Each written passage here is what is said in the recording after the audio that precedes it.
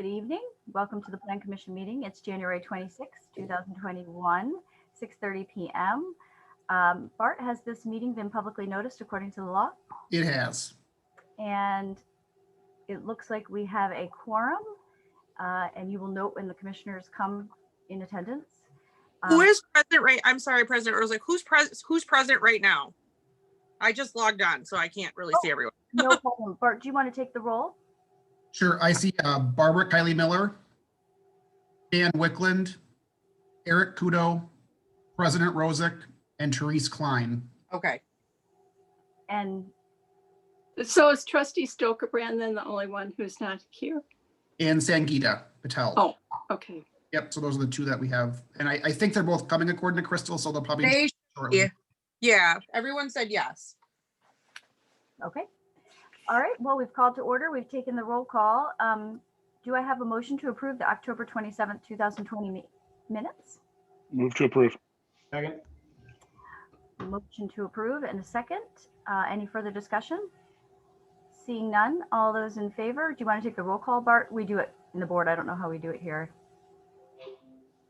We don't need the roll call for the minutes. So if there's a verbal okay, we'll take that. Okay. So all those in favor say aye. Aye. Any opposed? Motion carries. The next agenda item is to review the 2020 Plan Commission annual report and future initiatives. Bart. Sure. So I've got a brief slide just summarizing also what's in your packet. Every committee and commission needs to submit this by March 15th. So I figured this month would be a good month to introduce it for us. And then we can always finalize it or revise it in February for formal submission to the village board. But it's a pretty standard form that we always submit, just the name of our department or the name of our committee, who's all members on it, and then our significant accomplishments, which in our case is typically the review of conditional use permits as applied to by the village.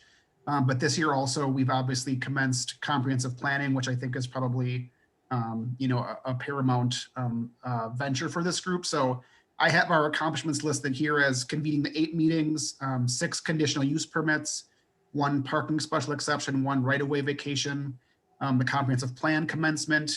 We've reviewed 8 chapters to date. We also did participate in the CDA's strategic planning by providing housing and economic development comments. And then we also did work with the U.S. Census Bureau on efforts local in Shorewood for the 2020 census. So that's what I have as our accomplishments for the year. If by chance I missed anything, I'd be happy to hear it from anyone, either now or email or next month. And then with respect to future initiatives, we typically carry all of these over just because only certain ones of them can get accomplished. And so for the past year, we've been working on the comprehensive plan. Many of these will follow implementation of that comprehensive plan. So I'm suggesting that we just leave them as is.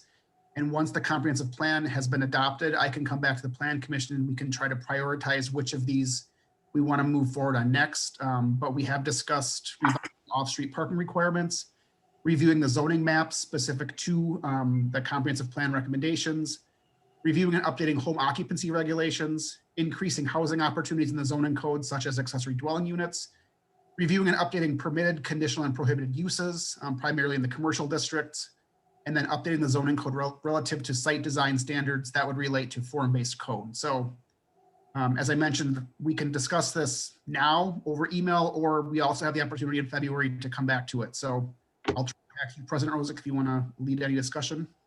Sure. So does any of the commissioners have input on which should be our priority if they should change? So Bart, as you said, no, they're in order of priority at the moment. I guess I don't know that. I think these are the order that they were in last year. So I think we might have prioritized them last year. I don't recall offhand. I'm happy to rearrange them if you guys have any different of opinion. One last question before I open up to the floor is the off-street parking. What else has to be done with that? Is it just rewriting the ordinance? Correct. It would be updating the code relative to which uses require what number of spaces, and then any sort of amendments or adjustments to receiving a special exception for that. So yeah, it's primarily requirements for when they're triggered and how many spaces are needed for what type of use. Okay. So I will open it up to the commissioners if anyone has any thoughts on prioritization. Is there, hey, this is Tracy. The complete streets, is that part of this? It's not. I know Complete Streets has been recommended within the transportation study as well. It's my current expectation or understanding that the Parks and Open Space Committee would likely be leading that effort. They're being merged with the Pedestrian and Bike Task Force into a Parks and Open Space Committee. So while I'll be the liaison, probably leading that on behalf of the Transportation Group, and Therese, you're currently the Plan Commission's representative to that advisory group, I think that ultimately would be recommended through that committee as opposed to the Plan Commission. Okay, thanks. My only this is Barb. My only comment would be that it seems like we can't do anything with the number 2 and number 6 related to zoning until after the board approves the comp plan. But Bart, if you want to think about how much time each item would take and prioritize them that way, since the comprehensive plan, took so much time in 2020, that, just so we can get, not check some of these off the list more quickly, whatever you think is going to be easiest to do without a lot of work or time. Okay, yeah, I can, in February when I bring it back, each of these actually already has a its own like description sheet that includes a next step and an approximate amount of time.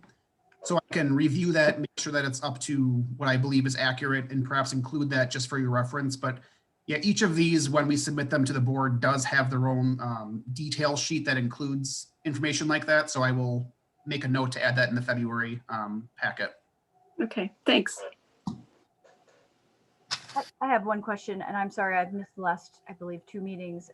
We did at the board put on future agenda items for the Plan Commission solar panels or solar approval, and fast tracking the permitting system to match that of our partners municipalities. And I'm just wondering if green infrastructure or zoning for green infrastructure and design standards around it are part or can be part of this agenda for the following year. Yeah, with respect to solar, I actually think the village manager is preparing to bring that to the Plan Commission in February. She chose to take that into her work plan. So I've given her the first item in the February Plan Commission agenda so that she can discuss that. We don't anticipate it being a huge conversation, but we'll see what that amounts to. But yeah, so that already is slated into her work plan, so it wouldn't need to be reprioritized. With respect to other green infrastructure, I'm not sure I have an exact handle on what that might entail, but that might go through Public Works as opposed to the Plan Commission. I don't know what type of infrastructure we're referencing there. Okay, that sounds fine. Just keep it in mind, I think, as a Plan Commission going forward, that there are design standards around, that you can actually require, I guess, in your zoning code for green infrastructure improvements on buildings and some sort of like parking and things like that. And so something that we may want to address in the future. Yeah, and there's, now that you say that, before I arrived, and when I was in West Dallas, this happened as well. I believe MMSD received a grant to have a planning consultant review municipalities' zoning codes. I know, and I'm blanking on the organization they did that through, but I know that we have those recommendations on file that we just have never really tackled. So I can definitely add that as an additional thing to update the zoning code with respect to green standards. It's not necessarily infrastructure per se, but since you mentioned that, I know that I have that report somewhere within the network files that was given to us, so we can revisit that if that's desired as well. Does anybody have any objections to adding it to the list, even if it's not a priority? Nope. Okay.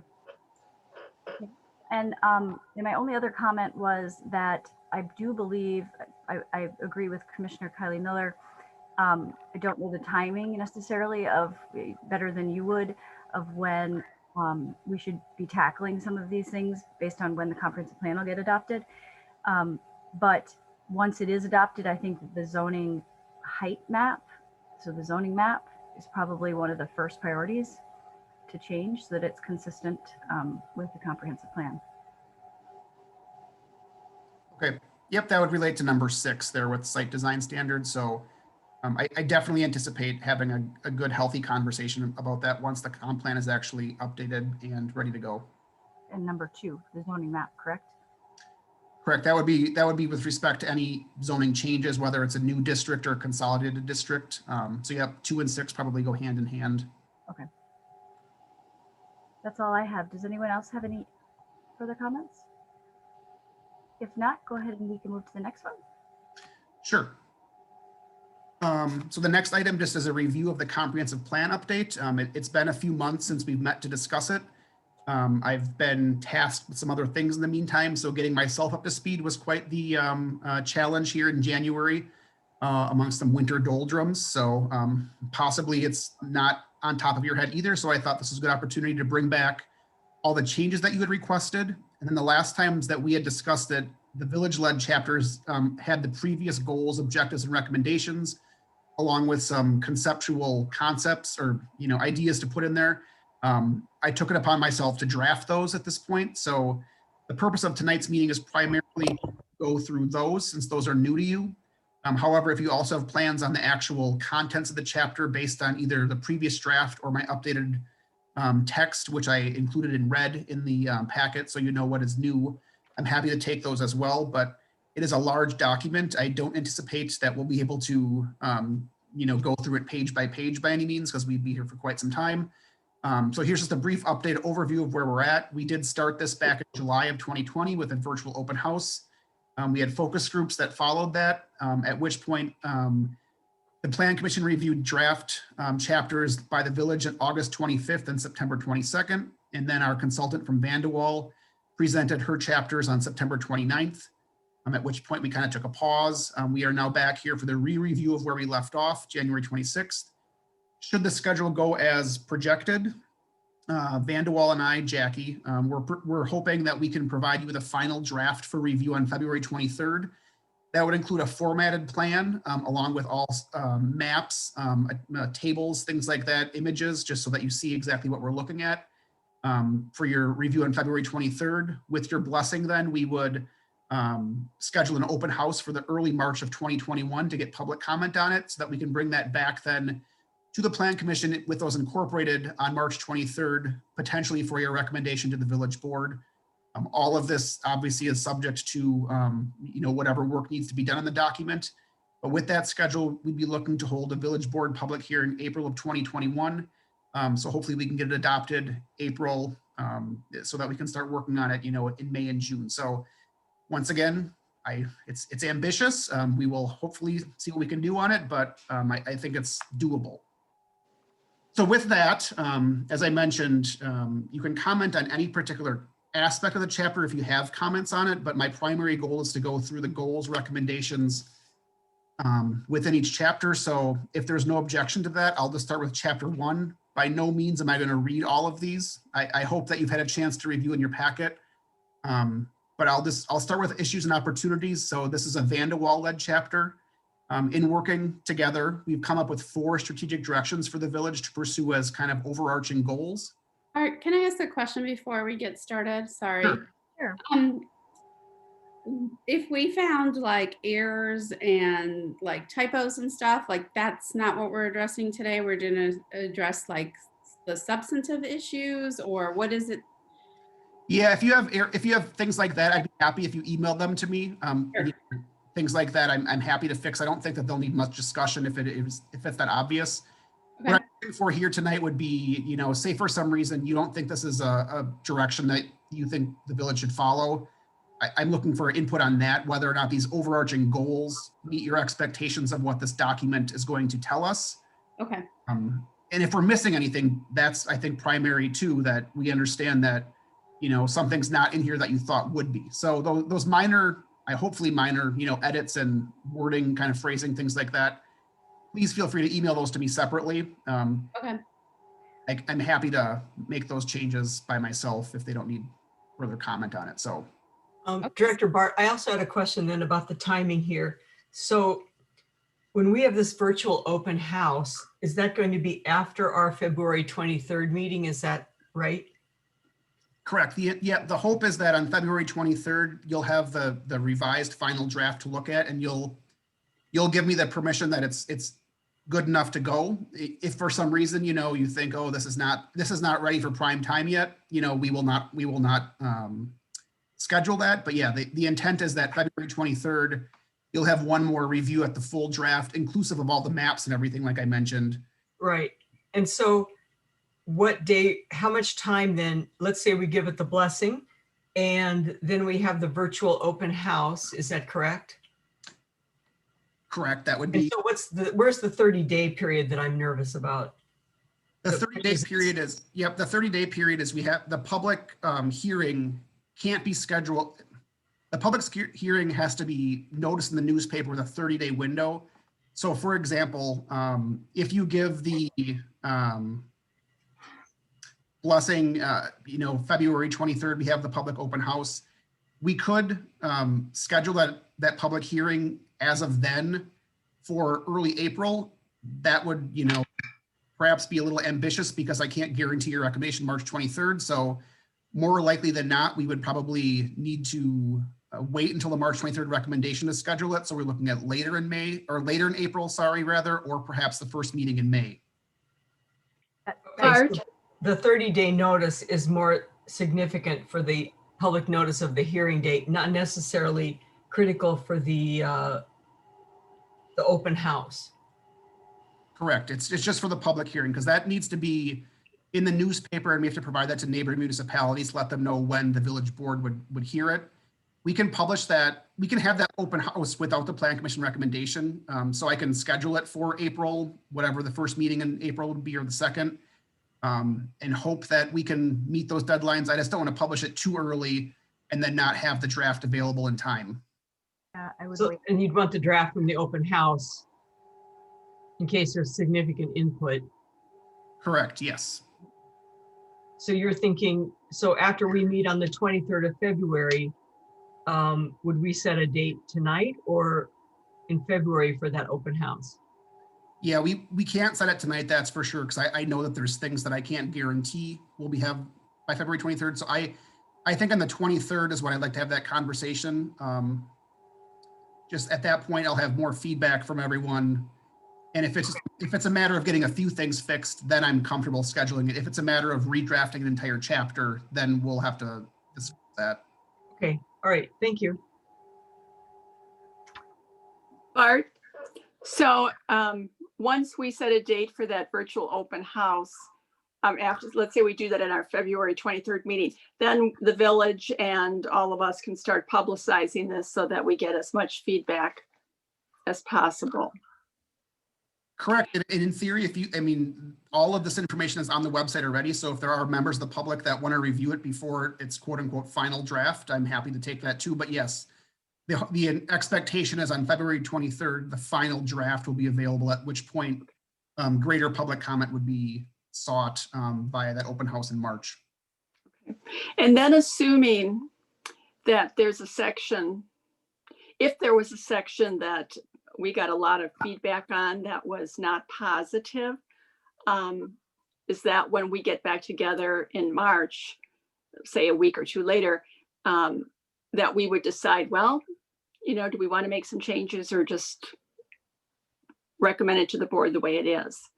But with that, if we had a lot of pushback about certain sections, that would definitely delay our timeline, wouldn't it? Possibly.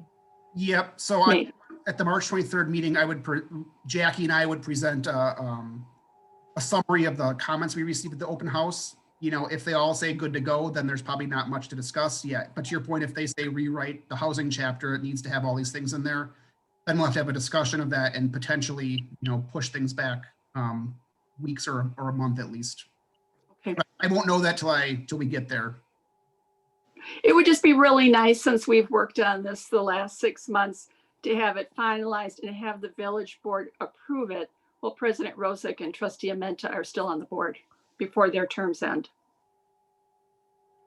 Yeah, I personally agree with that, just because the current board is more familiar with the efforts. I wouldn't, Yeah. I wouldn't want to take this to them as their first thing in May or whenever they start and say, here's the comprehensive plan. Do you have any questions? And they'll, stare at me blankly, but Yeah. I also can't guarantee the timelines of how this all plays out. But yeah, my current hope and projection is that we can get this to the board in April. Okay. Thank you. Sure. So with that, my plan was to just kind of scroll through chapter by chapter the goals. And then if you had any comments on them, I'd be happy to take them. Like I said, I'm not going to read these slides. They're very boring and dull. Apologies in advance for that, but this is the best way I had to share them. So within issues and opportunities, which once again was a Van de Waal chapter, they've identified 4 strategic directions that this document encompasses. The first one being related to redevelopment. So to ensure that redevelopment on Capitol and Oakland meets housing and quality of life goals. So we know that there's balancing expectations for both of those things. And so it's not just a matter of one versus the other. This is a comprehensive plan. So these kind of redevelopments should meet multiple goals and meet community expectations. So I'll go through all 4 and we can discuss when I'm done with those then. Can we take one at a time? Or we can do it that way. Is that okay? Let's take one at a time. The first one is in front of us, and does anyone have any thoughts on it? I have one, but I can wait.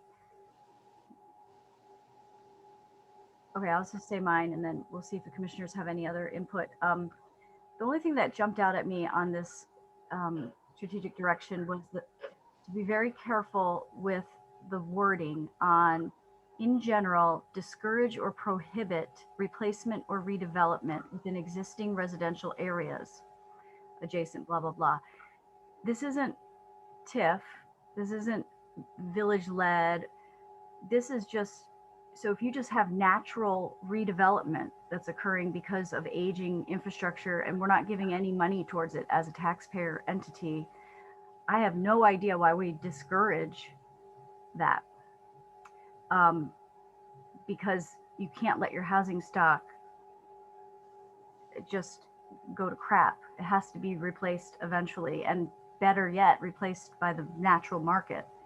So I know that probably wasn't the intent, was to just prohibit, discourage and prohibit redevelopment. I think, and correct me if I'm wrong, it's renewal, like urban renewal, when you go in and you would like knock down buildings and you want to put up shiny new ones just for the point of putting up shiny new ones and using taxpayer money for it. That I might prohibit. I think it was a bad idea, but just replacement of existing worn out buildings, I don't have any problem with. I don't think that was the point of that. I thought the discussion around that point was that we wanted to maintain residential areas as residential areas, not replace them. You know what I mean? So we have our business districts, but we didn't want our business district to start encroaching further into residential areas. So it maybe needs to be reworded, but that was the purpose of that point as far as I remember. Thank you. Then that's just not how it reads. So I appreciate that. Right now, it doesn't say anything about commercial encroaching on residential. No, it needs to be reworded now that I'm reading it. Once again, this was Van de Waal's wording, so I didn't have a lot of time to review it before I sent it out. I completely agree with both of your points. To Sangeeta's point, that was the intent of it, but it's not worded in a way that's very clear.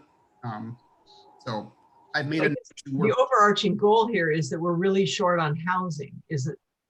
And so this makes it read like we don't want to give up any more housing stock than we have because we're so short on housing.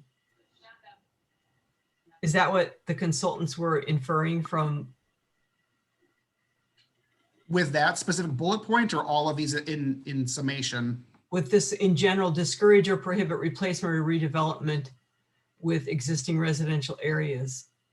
Yeah, my memory of that particular bullet point, and I think this matches with what Sangeeta is telling, they had posed the question in their last meeting as to whether or not we wanted to create some sort of buffer zone that would allow potentially duplexes or triplexes to be, or townhouses, for example, to be to the corridor.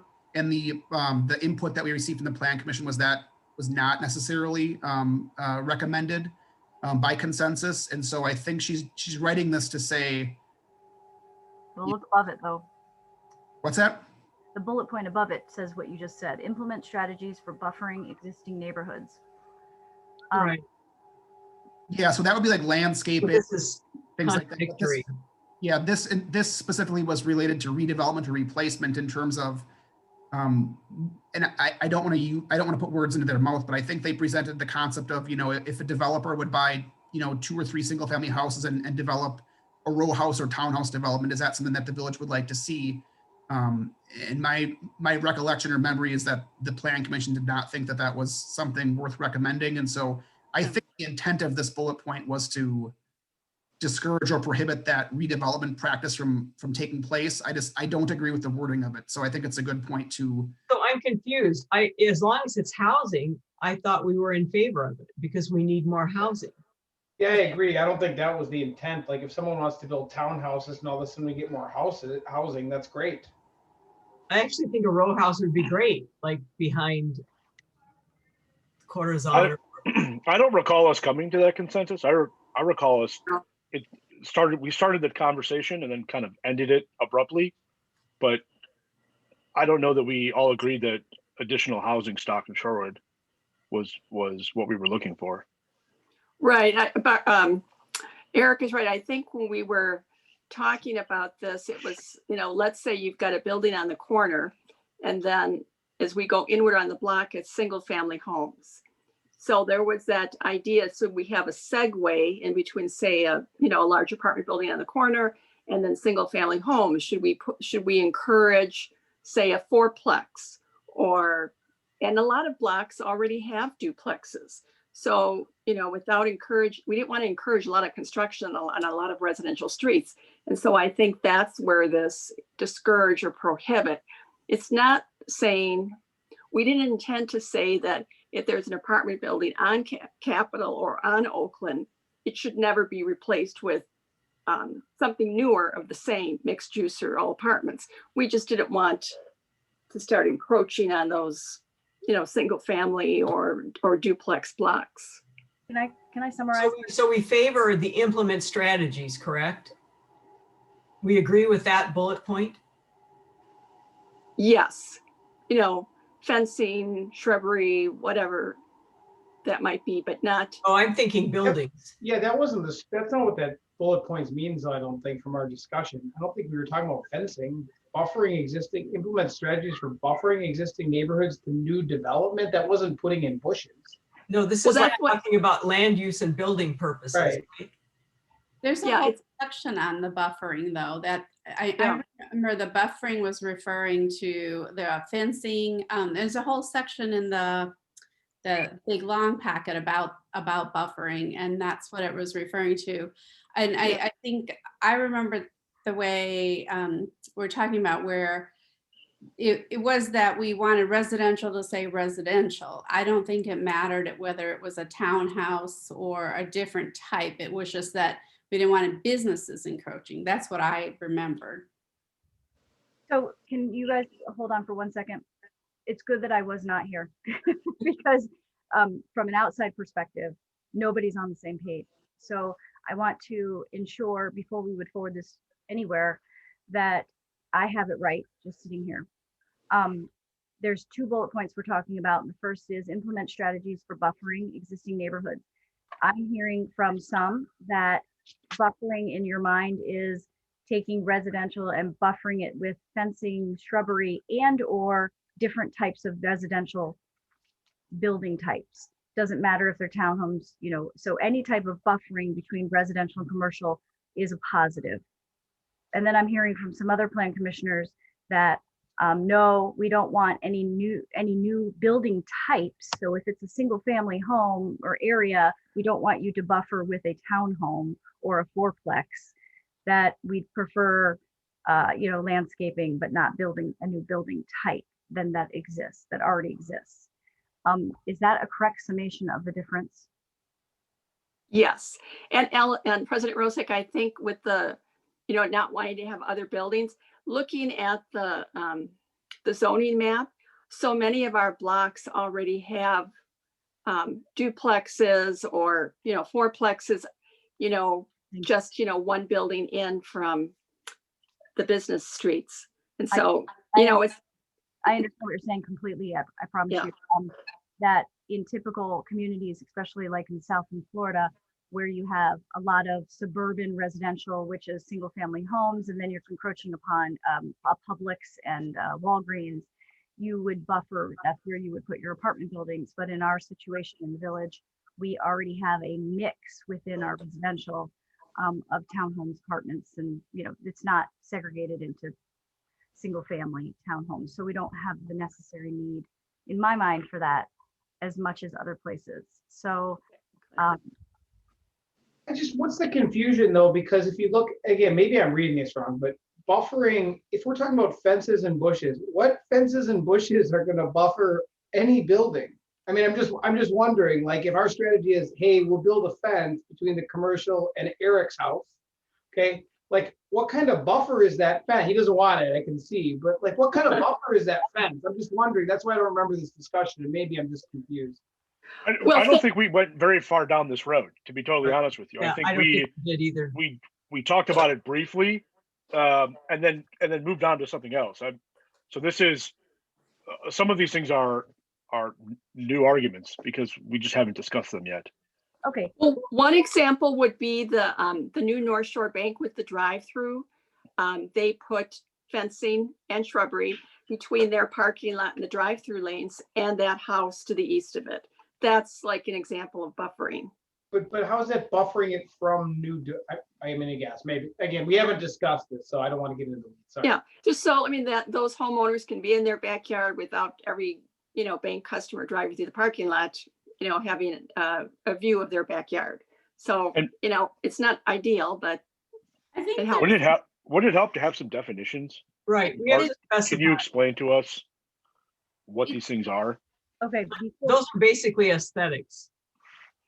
But it's in the comprehensive plan as two separate items. Like, so they're bulleted out separately here because I think they're in the plan separately. That's how I just read it. Yep. There's a whole section on buffering with like setbacks and fencing and shrubbery. So that was a whole one section, and that was related to the actual business district. And then the second bullet point is a separate topic in the comprehensive plan. So I think, and Bart can explain it, but I think that's why they're two separate bullet points. They're not meant to be together. Can I make a suggestion so we can move forward? Because I know Bart's going to kill us if we dwell on one thing too long. Just coming from a perspective, if you could just add, Bart, some descriptive words, the consultant and you, without looking at the actual content. If you just look at the bullet point, I don't know what that means. If it's buffering of commercial from residential, if it's buffering from any new development from their neighbor. So I think it's more fresh in people's mind when they read the whole thing, like Sangeeta has just pointed out, like if you look what it's referencing, but just by looking at which most people do, they'll just look at the summary. It's kind of lost on the intent of what maybe the chapter or the more extensive version means. So if you could add some descriptive words, as Commissioner Eric Kudo has mentioned, just, I don't know if it's called definitions, but. But first we need to make sure we agree on what the definition should be. Are we talking aesthetics of fencing and arborvitae in buffering? Or to me, buffering, and then does my point go to the next bullet? In general, discourage or prohibit, meaning if you don't want, if you've got an area that you go, we do have this, like you just said, we've got a residential house, and then isn't it right next to the Corazon or the Wells Fargo Bank, Stone Creek Coffee? It goes straight from a parking lot to a single family home. Would we not encourage someone in that lot to make it a multifamily at least? I don't think so. Yeah, I don't understand why. Why Commercial. would we? So, yeah, I think the zoning map, I understand your question. And no, I mean, if it's on Oakland and you in commercial district, you can build a commercial building there. Yeah, I think the question is, would we replace the single family home or maybe its neighbor with a fourplex? I think Right. building. Would we allow it to be replaced? To President, Right. it's not that the village is proactively seeking redevelopment in that area. The question that Jackie tried to raise, and I forget if we left it abruptly or if we had consensus. I thought that we took a vote, quite honestly, and it was, you know, a slight majority that said not to pursue it. But in talking with her, the point of raising that concept was our current zoning code does not allow that single family house right now to become a duplex, to become a townhouse, to become a four family. So she, the land use chapter discussion, which leads into this particular issues and opportunities section, tried to raise the concept of, is the village willing to perhaps within those first half blocks or 2 to 3, you know, houses, would you entertain updating the zoning to allow the market to at some point redevelop that into a duplex or a fourplex or a townhouse or something? And my memory of taking away from that conversation last time was that the Plan Commission was not open to doing that at this time. Thank you for that clarification, Bart. I think you nailed it. And I would be in favor of letting it go to a two family or a 3 family or. Yeah, my recollection was we didn't have complete consensus there. So And I based don't on what mind- folks are saying, we still don't. yeah, and I don't mind what the consensus may be, or that if even if it's a split, because most decisions are split and then you go with the majority. I don't mind that, but just that description, Bart, that you just gave is completely different than what it reads. So even to be able to make that determination, I think it's more going from, it's talking strictly about residential, and it's going from a smaller building type to a bigger building type. I didn't get that at all when I read the bullet point. So so just changing the language to get that point across, and then the Plan Commission, we could take another vote if you want, but I'm assuming we're just talking about residential districts, and would you be amenable to upzoning to a different type of residential if it was replaced or redeveloped? Correct. And so I'm happy to work with Jackie to have these clarified and more clean for the next version. And then I will say this much, at this point, I'm not necessarily, because this is Jackie's chapter, I'm not necessarily going to direct her to change where she thought she heard that coming from. I'll have her review her notes and confirm that. And the meeting's taped, obviously, she can reference what was actually said. But at a minimum, we will update the bullet points to be more clear. And then in February, if by chance it's not still the consensus of the group, we can update it at that point. Okay, that's fine. I just, as long as we know what we're discouraging, if that was the consensus at the time. So we should not take an informal vote tonight? I think we're punting it again. I mean, if you wanted to, I'd be happy to communicate that to her, but I'm not being defensive here. She's the one that wrote this chapter. And so to have me tell her to rewrite it without her being here is difficult. But if it's as simple as a hands raise of, 5 to 2 or 4 to 3, I can tell her what that is if you'd like, if you're comfortable making that vote. But my understanding of her presentation last time was the introduction of upzoning within a certain number of parcels or the full block. But is this just based on I thought this was based on her other public meetings, and so it isn't just the Plan Commission's vote, right, that she wrote these bullet points based on? Because I know she had several other public meetings and group meetings. I participated in one other. So I guess I'm just wondering if this was just simply a Plan Commission one, or is this based on some of her other discussions, which is. I don't think that she asked that question, because her first meetings were very early on before she knew much of our zoning code and things like that. So I don't think that she specifically asked that question to anyone but the Plan Commission at this time. And I mean, to the point of that, Sangita, ultimately the board is the one that's going to be adopting this anyways. The Plan Commission will recommend it. So a lot of people will still have to agree with what this says. We're just looking for the consensus of the Plan Commission for the recommendation section of it. But ultimately, if the public open house tells us differently, or if the board tells us differently, it's still open for interpretation, but we will make sure the language is clear with what it's trying to say. That would be great. And Commissioner Kudo, you had your hand raised. No, I mean, Bart just answered the question, so I'm good to move on. So we don't need to provide direction here? I think for direction would be great. If it's a simple hand raise, I think we can, now that I know what the question is, then Bart, if you just want to do a simple hand raise, I'd be glad to do that. You can just note it down. But the wording, I think, is the most important because ultimately, as you said, we're going to either adopt the language or we're not. I mean, if Bart's recollection is correct, didn't we already provide direction? I mean, Yeah. if we've already provided direction, are we just re-voting or looking to go back and change the direction that we've already provided? For me then, if you've got a single family house that's a half a block off of Oakland, and someone decides to sell their house and somebody wants to develop a fourplex on it, that's not in the zoning code, right? And Correct. we are not interested in allowing any flexibility in this comprehensive plan to allow for that what I see as a buffer zone. What, I mean, I what think you that's see as a buffer zone is I see as a neighbor, Right, since I live half a block off of Oakland. yeah. So I maybe have a different perspective than you do. So, but people in a fourplex would not be a neighbor. It'd be a different neighbor. It'd be 4 different neighbors. I'm just saying. Exactly. I mean, this goes back to a much longer conversation that we could have about, the how we view the village and population density and all these other things. We could talk about this forever. I just recall us not having agreement on this, and I don't want to move forward suggesting that this, that the Plan Commission does when we don't.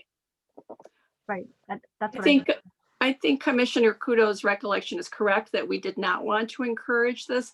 And again, it came from looking at the zoning map we already have, which is we already have a lot of streets that have duplexes right off of Oakland and Capitol. So they're really, so you're going to replace a duplex and put in a triplex or fourplex. We didn't want to change the character of our residential blocks all that much from what they were. That's pretty much what we decided. I think as we go through this, though, we didn't decide on a lot. Now that I'm starting to remember some of this, where we just didn't agree. We want more housing, but we don't want taller buildings. We don't want to tear anything down, but we want more house. I mean, it was, we didn't really agree on anything. So I think this is going to be a constant throughout this. I know, but like Commissioner Kudo, I live a block off of Capitol. And so when you're talking about changing, putting construction and changing the dynamics of a block, So can I just? I don't know how many residents would be for that. I don't know. We're gonna have to move on and just make sure that the language is clear on what the intent of the bullet was, because we don't have time to go through each one like this. But I do want to say one thing that I didn't get to say because I wasn't here. The housing study made it very clear, and I don't know how much you talked about this, that if you do not increase units, your tax rate will not be unbearable in the next 5-10 years. We will not be sustainable. You will have no services. So it comes down to not, do we need more housing? Absolutely. It comes down to, how are you going to provide for that new housing stock? Is it going to be in 3plexes, 2plexes, or tall buildings? And I don't know that discussion has occurred. Maybe it has, but I don't know that we can debate whether or not we want the existing character to stay exactly the same, because we don't. In my opinion, we couldn't have a better expert telling us with the housing study, you cannot sustain that. So I'm perfectly fine with recommending we stay exactly the same, but I don't think that's sustainable, and I don't believe in that plan. So as a commission here, it's our responsibility to say, if we are going to get new housing stock, where do we want it, and what is it going to look like? Is this where form-based zoning would help us? It's also building. We're just talking, you're going to either up zone to a threeplex, a fourplex. I got the advantage of sitting at the housing study, and I'm not for new development. I'm not the proponent here of, we need new development. But it was very clear to me that it was, how are you going to add more units in the future? Is it going to be in threeplexes, you know, taking a one unit and making it a threeplex, or is it going to be in a tall building? And I don't, go ahead, Bart. Oh, when you're done, I was going to respond to Trustee Stokebrands. So, I mean, yeah, form-based zoning would potentially help to make it more amenable to people. So, for example, the city of Minneapolis got rid of all single-family zoning and allowed duplexes or triplexes. But a lot of that was on the caveat that that duplex or triplex could take up no more space than a single-family house could. And so implementation wise, it has not been a drastic change because the footprint of the buildings are not changing. It's just that instead of a larger house, you'll have 2 smaller units within that same footprint. So form-based code, if there are particular size or location requirements of a townhouse or a duplex or a fourplex, the missing middle, as housing experts call it, that could help to, for lack of better words, buffer the impact of that new development. But it's something that needs to take place as a comprehensive discussion. So the first part of it was, are we willing to entertain updating the zoning code with respect to uses? If so, then the form question would come after that. So I would have Jackie take a second look at that at last meeting as well. It either ended in a 3-3 vote or a 4-2 vote or something very close. It was not enough to provide direction to recommend changing the zoning code, is my memory, but we will take a look. So can I just summarize? So when the answer to Kathy's question is the first thing you do is your comprehensive plan, you would say we're amenable to looking and making some changes to upzone. The second thing you do is say, okay, what does that mean? That means we go from a single family to potentially a 2-family, a 3-family. And the third thing, or simultaneously you say, and how would that look so that we maintain our character?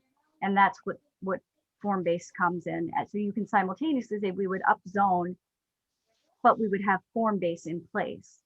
But if So it you're would look like a single family home, but it's really a duplex with the same footprint. And that would solve the problem of the demographics that showed we're going to have more households with fewer people in them. Yeah, but I think we had a problem with the economics on some of this too, and that went into our discussion, right? I mean, there's no economics that work of buying a single family home, paying the money to convert it to a duplex and renting it because our rents aren't high enough to get a return on it. I mean, like, you know, so that doesn't exist. And then we were talking about height of buildings. It's like, okay, these are 2-story. The recommendation was, hey, we should raise this to 3 stories here or 4 stories. And we said, no, we don't want taller buildings here. I don't know where any of this fits in. If we want new housing, I don't think we're making the decisions in this comprehensive plan, at least from what I remember as you go through it, to do that. Yeah. So you may not think you are. And I just want to, and Bart, you can disagree with me or agree with me. You may not think you are, but that's where it starts, is your comprehensive plan. So you set your vision, then you set your actual regulations. And so absolutely, you guys are setting the vision of what we need going forward. I get your question. The housing study said the same thing. You're really not going to make that big of an impact. You're not going to solve the problem with doing a bunch of little threeplexes, but it'll get you somewhere. Otherwise, you're going to need a bunch of tall buildings. So it's, you know, the economics may not be for 2 units to rent, but it may be for 2 townhomes. It's just right, you know, it's just the housing bubble bursts and then the townhomes didn't get any lending, but that could turn around. So you never want to make a vision just based on today's economics. Yeah. And our vision is one thing, but I mean, on our block, we've had both a duplex and next door to us, a triplex converted into single family homes. So, you know, 3 housing units disappeared because they wanted, you know, a bigger house for themselves and their family. So, you know, our policy can only go so far. And people who buy the properties, you know, have a different vision sometimes. But that's also, Barbara, to my point, the reason why someone buys a 3-family and converts it to a single family is because if you pay a price as a 3-family and you are not going to live in it, you're a terrible investor because you're not going to make money off it, or the prices are too high and the rents are too low.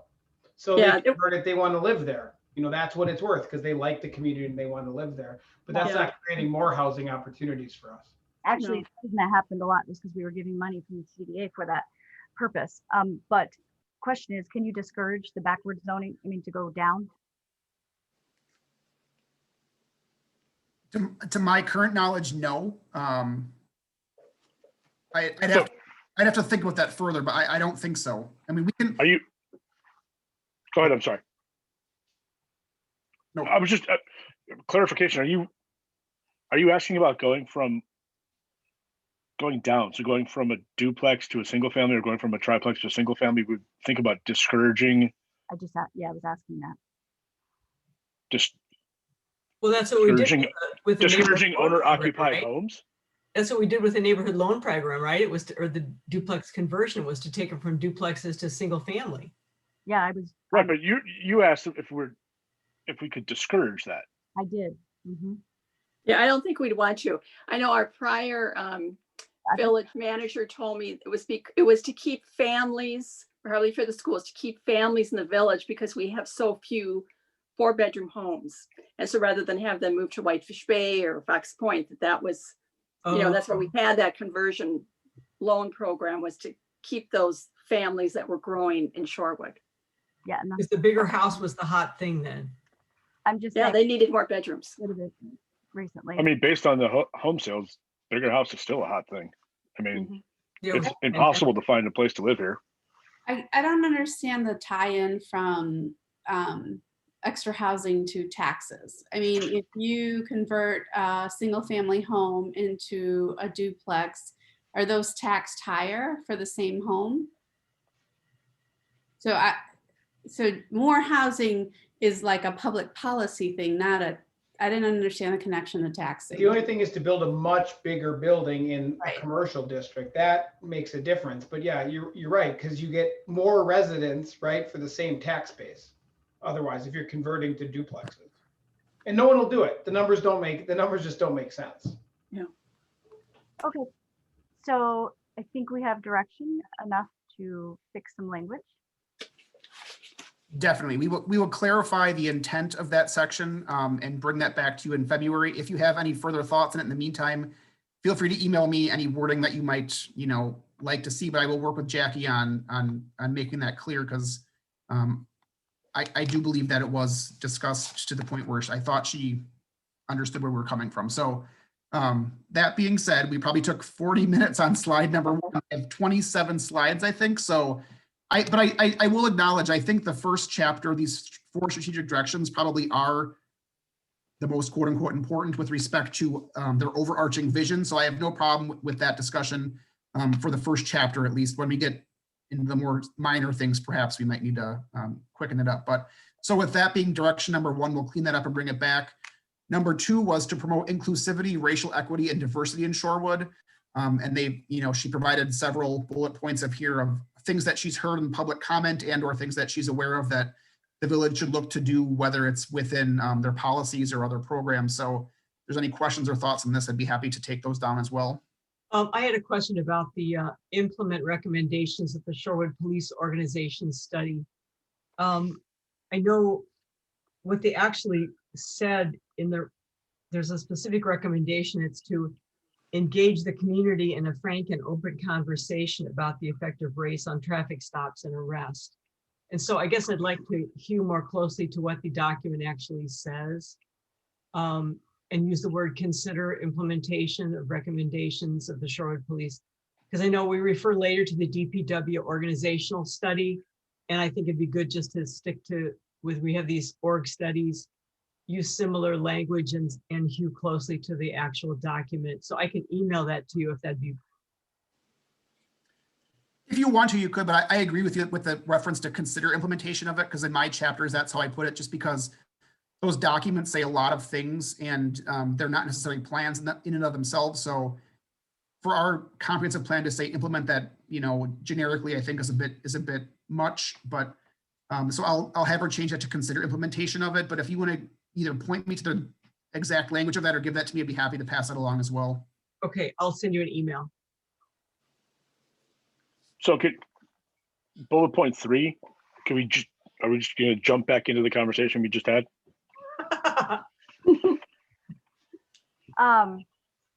Go ahead. No, I mean, I just, Let's just ignore it going forward. where did it come from, and what does it mean? I mean, that probably references developments along Capitol and Oakland once again. So My understanding of the discussion that took place at the last meeting was whether or not that could encroach into the residential areas. I think the answer to that is still hotly debated and or slightly to the no section of that. But with respect to the redevelopment on Capitol and Oakland, there are several underutilized properties that are already zoned for 4-story multifamily buildings that are not. So I think this is in line with the housing study saying to look at opportunities to increase housing supply in those areas. And with particular attention to set aside affordable housing or attainable housing for people who currently don't live in the village, who would like to live in the village, and whether they're excluded based on property types or rental incomes or things like that, just kind of expanding the portfolio of housing opportunities in the village. But this, I think, is primarily aimed at the commercial corridors of Capitol and Oakland. Bart, would it be clearer if we had racial equity and economic diversity? Because that's really what that affordable housing is getting at, is economic diversity, having housing of various price points where people are feeling priced out at the moment. It could also mean different types of, disabled housing, Right. which wouldn't be economic. True. So just a variety of diversity. Okay. I do have a question. So a comprehensive plan is strictly really relating to development and development regulations, correct? It's the actual development of your community. I mean, it's the most powerful aspect of it, but there are other, regulations within it, but correct. So when we talk here, there's a lot, everybody, racial equity is huge and very important in our community. And I know the board's really strongly encouraging we focus on it. So, but for a comprehensive plan, I just want to keep the wording that it's in relation to development. So it's the physical structure, I think. So it's just increase, it says work closely with the school district on the racial equity and community education efforts. That's a lot more social. And I'm okay with that as long as that's the comprehensive plan is supposed to be addressing social things, or are we working with them to make sure that they're talking about racial and equity and diversity in terms of the physical environment? No, I would say it's more broad than that. So yeah, the most powerful aspect of the comprehensive plan is the future land use map. I 100% agree that that's what people reference most often in the comprehensive plan. However, these other 7 chapters include policy discussions and things like that that aren't necessarily related to physical development. So I think the intent of this is a more social effort. Okay. And then my only other comment is the last one, work with landlords, and it just is very specific. It's more of like an action item than a really general policy goal. And so it may be very too specific for the front page. I think I agree with you on that. I know that they've recommended that in other communities, and so I think this is probably something that she's more capable of talking about, but it is very specific. So I will have her take a second look at that one. Thank you. Yeah, I was confused so that we would encourage landlords to offer reduced rents, or would we subsidize those rents? Or I was not clear what it all meant. I think it's already addressed in look at our policies and our ordinances and make sure they're promoting. I mean, the general idea is to look at those more closely, and then a very specific action item would be to do that. I don't know that we've talked about that in depth. Could be wrong. So if you want to talk about that now, we can, but it's very specific. I agree with you, and it's just a matter probably of professional wording or differences, but I also think that my goals, objectives, and recommendations have a different tone to them, and so we'll have to sit down together and make sure that the document reads, as one. And yeah, that one might be a little more specific than I would have put in there, but I think we can find a way to make it either to understand it better or to make it work or revise it to what it needs to be with respect to the overall goal of inclusivity, equity, and diversity.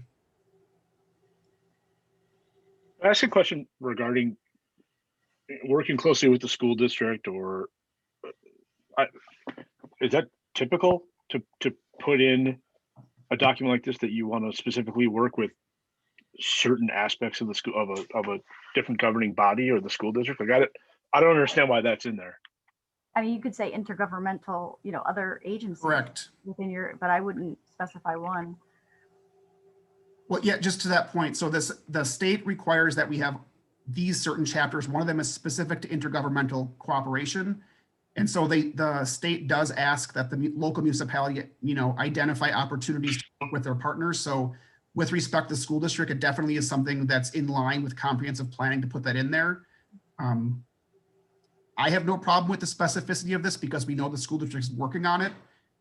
We could say and others, but I think the intent is specifically to give direction to policymakers to say, hey, in our efforts, we found, or we know that the school district is already doing this. It makes sense for you to work with them on it. We're the same taxpayers, we're the same base. So I think the intent was to be specific on that. And it definitely is in line with the comprehensive plan to have that sort of recommendation. But It's like you could throw in the bid, our commercial businesses.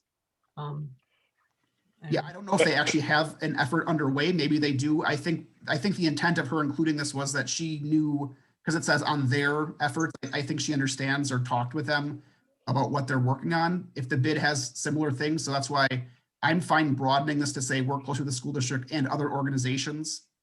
And that could cover it, at least in my opinion of wording. That didn't bother me because isn't it the school district's either current or previous equity officer who's doing the training of village staff and it's going to work with committee? So that's why it made total sense to me that, I thought Sam Coleman or the current equity officer was going to be leading that effort. Right. Yeah. Art, can I ask a question just for clarification? These issues and opportunities, though, when I read the actual comprehensive plan, they're separated all over. They're not separated like this. So like when you referred to the school district, that was in that whole, so parts of these are for the intergovernmental section, parts are from housing, they're all like, although you've put them together like this, they're not like this through that whole comprehensive plan. They're separated out. And these are the things that we are to be looking for within the plan, that it's written up in this manner, right? Is that? Correct. So just once again, as a reminder, the village selected the consultant to lead 3 specific chapters as a more robust effort. And so within issues and opportunities, the idea is to pull out from every chapter things that are overarching goals. And so she's identified 4 things that are overarching throughout the document. The first one being, as we discussed, the second one being this. So these bullet points could appear in any or all of the chapters. The intent of chapter 1 is to kind of pull them all together into in this case 4, she selected 4 into 4 themes. And so her review of my chapters as well as her chapters has led her to, select these for those 4 larger kind of executive summary kind of style recommendations, if that makes sense. Mm-hmm.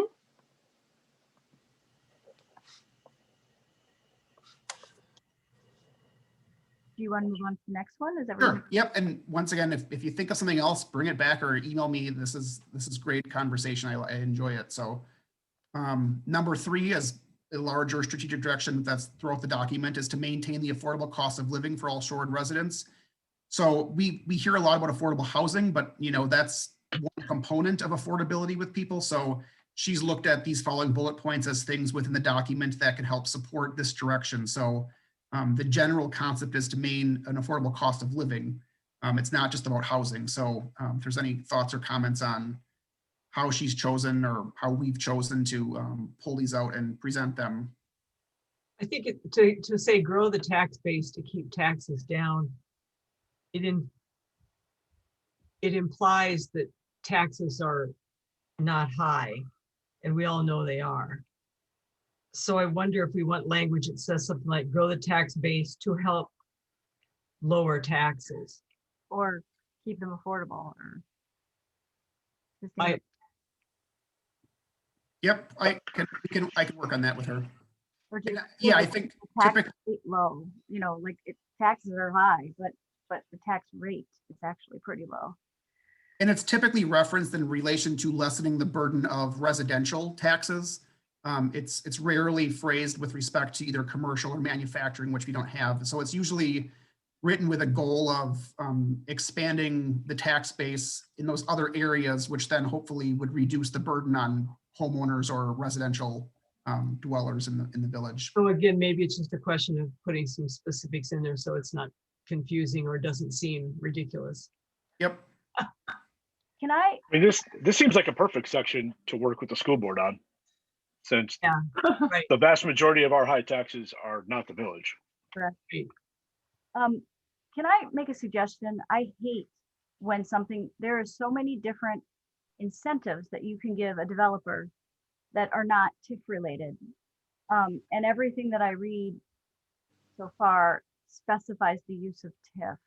And I just want to be clear that when the housing study came out, I mean, it talks about giving density bonuses or parking bonuses, or, you could get state tax credits, you could get affordable, state or federal tax credits. So when we talk about affordability, I would take the word TIF out and just say, incentives, government incentives or whatever, public incentives, but to utilize one incentive and put it in a 20-year plan is very limiting. I have, I- sorry. Go ahead. Okay. I have one issue when I was reading through all this. The part that I'm not sure makes sense when you read it together is the transit part of it. I think it's accepted all over, but it doesn't make sense that we are supporting transit access. There was a whole thing that the cost of owning a car is expensive, and so you could reduce affordability or increase affordability by reducing the need for cars in the community.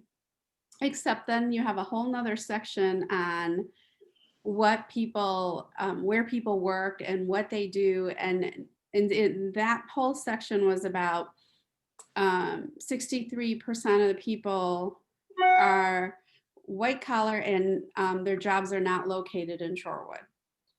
And like some of it, like in when I read the whole thing, what's bothering me is that when you mix in the policy with what we have, oftentimes it feels like you're not matching the needs of the community with what you're suggesting to do and change. Does that make sense to anybody? Yeah, I agree. Well, it I'm reminds with you. me of the bubbler bicycle, and Right. we Yeah. talk about a couple of times multimodal transportation, and it was not viable, financially viable. And it's almost the same thing as the car.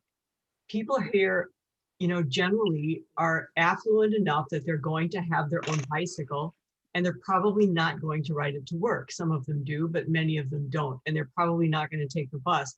But to me, the biggest thing we could do here is just keep trying to keep those bus lines going. And I wonder if maybe the consultant just doesn't realize, Yeah, I was just the part that bothered me is supporting funding, like putting forth initiatives that doesn't fit the current, right? So I know this is a plan for the future, but at the same time, putting in all these aspirational goals without recognizing the current needs of the community. I don't know, part of it kind of bothers me on that whole section. No, to be totally honest with you, I 100% agree. I mean, it's part of this smacks of just trying to be everything for everybody in every conceivable situation. And, going back to Trustee Stokebrand's point, I mean, the bubbler bikes were basically a disaster. I mean, the amount of money that we spent for them to rip it out in the end, I agree. If you live in Shorewood, there's a good chance you can afford a bicycle. But, with that said, public transportation, I mean, I'm all for it. I mean, making sure, working with the county and making sure that those bus lines, continue to run through Shorewood so folks can get to jobs or whatever. But yeah, I mean, for me, this was just pie in the sky type stuff that doesn't accurately reflect the population of the village. Maybe Bart could just get back to Vanderwall about and tone down the multimodal, because we've done what we could with the bikes, and we just are trying to fight to keep our bus lines. I agree. If you can see my hand, or not, can I just respond to that? And maybe I'm outvoted on this, and that's fine, but I feel like I just do need to support the inclusion of this. Back to strategic direction number 2, if we want to be an inclusive community and we don't offer multimodal options for people who don't live here to either visit or to come and be part of the community, I find that difficult. I am a white collar worker. I live downtown. I do not own a car. I know that's not important to several aspects of this plan, but supporting transit access is things that I've heard the board do. We did support transit access and increased opportunities on Wilson Drive last year, for example. So I feel like that is something that this plan needs to acknowledge. In addition to multimodal transport, we do regularly look for improvements to the Oak Leaf Trail and things like that. That is things that people in the community look towards the board to fund. And so I have no problems with including this. I don't know, maybe I'm misinterpreting where this misses the mark, but everything that I hear at board policy discussions and otherwise supports pedestrian infrastructure, supports bike infrastructure. It might not support bike share like Bubbler. I have no problem with that. That's one aspect of multimodal transportation, but I just feel like this needs to be kept in there. If I'm voted on that, I'll listen, but I think that when I read through most of it, what I'm objecting to, which sounds very familiar to the other commissioners, is there's a lot that says to provide incentives and funding. Mhm. And we don't have incentives or funding potentially. I mean, we're trying to keep our tax rate down. So those are almost oxymorons. Now to say to prioritize would be better for me. To say prioritize multimodal transportation. Yes, that is a comprehensive goal to me. But to say fund is a different story, because you can't fund that and fund affordable housing and fund some of these other things in our goals as you start adding them up. So I think it's like give priority and prioritize them, which in turn means when you go to do your budget, this is our goal, and then you then can put funds towards it. But if you don't have the funds, it's just hard to see it over and over. But we do fund streets and alleys. And so I think the argument is to, within those projects. We don't always fund alleys, and we don't necessarily fund street repavements. We went for 40, 50 years without alley funding. So even though, if I was to word that, because I'm a big proponent of funding alleys and in the budget season, but as a comprehensive planner, I would say prioritize alley reconstruction. Instead of saying fund, but isn't streets and alleys and roadways is completely different than like the transport and transit, right? I just remember reading a whole section in the plan about how the affordability of related to owning a car, and I just didn't think that matched the community as it exists. I don't know. I was thinking the bubbler bikes in my head was like a misdirected use of taxpayer funding, because it didn't really match the needs of the community. It was more of an aspirational goal. Although isn't the entire comp plan an aspirational goal if we want to make the village affordable to those who couldn't previously afford to live here? So if we do more housing and have it on those commercial streets, maybe a larger building next to the one that the medical clinic vacated, where they vacated, put one up next to the close to that corner, so that people can live there and then take the bus to work or to wherever. So, I think this transit thing ties in with affordable housing. I don't have a problem with the transit. It was what Kathy was saying, the multimodal transport. That's the part where I was like, if we're going to start putting bike lanes on Capitol and, like it sounded like a big direction for a while within the village was to increase bike usage throughout the community. That was part of the whole bike and pedestrian. And I'm not sure it's working or has worked or has changed anybody's, impact. And I guess I don't understand the purpose of putting all that in here in the I plan. guess the thing that comes to mind for me right away here is Lake Drive. So they're going to redo Lake Drive in 2025. There's going to be a dedicated bike lane northbound and southbound starting at Edgewood, and it's going to stop at the Shorewood boundary because we don't want to take out our trees. We don't want to widen our street, and we just, we can't do it without, I'd love to see, I'm an avid bicyclist. I would love to see a bike lane. It kills me to have it stop at the Shorewood boundary. But, the board made it clear we are not going to pay the price and give up parking on the street, especially around Atwater, where so many people come. And we don't want to lose the trees along Lake Drive. And so anyway. But I do think that we generally do support a lot of bicycling, and we have bike racks in a lot of places. We need more bike racks. And I would love to see, the Murray northbound and the Murray north-south become a bike corridor and Kensington be an east-west corridor. So in that way, I support it. Was there anything that you're objecting to? I mean, I hear Sangeeta's point, but if not, we're going to move on. I just still have a problem with support funding. I mean, if you want to say prioritize, which I think it would be prioritized regardless. But support funding for multimodal transport. Yeah, I agree. Prioritize. That's just where I fall short on this. Okay, I agree. That's at least 3 people. So if you want to just look at making some adjustments. Is there anything else that we see on this slide? Otherwise, we'll move to the next one. And again, I just my comment of broadening to other public incentives or something. Okay, Bart. Then the fourth overall direction within the issues opportunities is to maintain a high level of services and plan for improvements to aging infrastructure and community facilities. So a lot of this is driven on utility needs in the next 10 years with respect to sewer and stormwater, as well as DPW yards needing a full look at as to how those operate.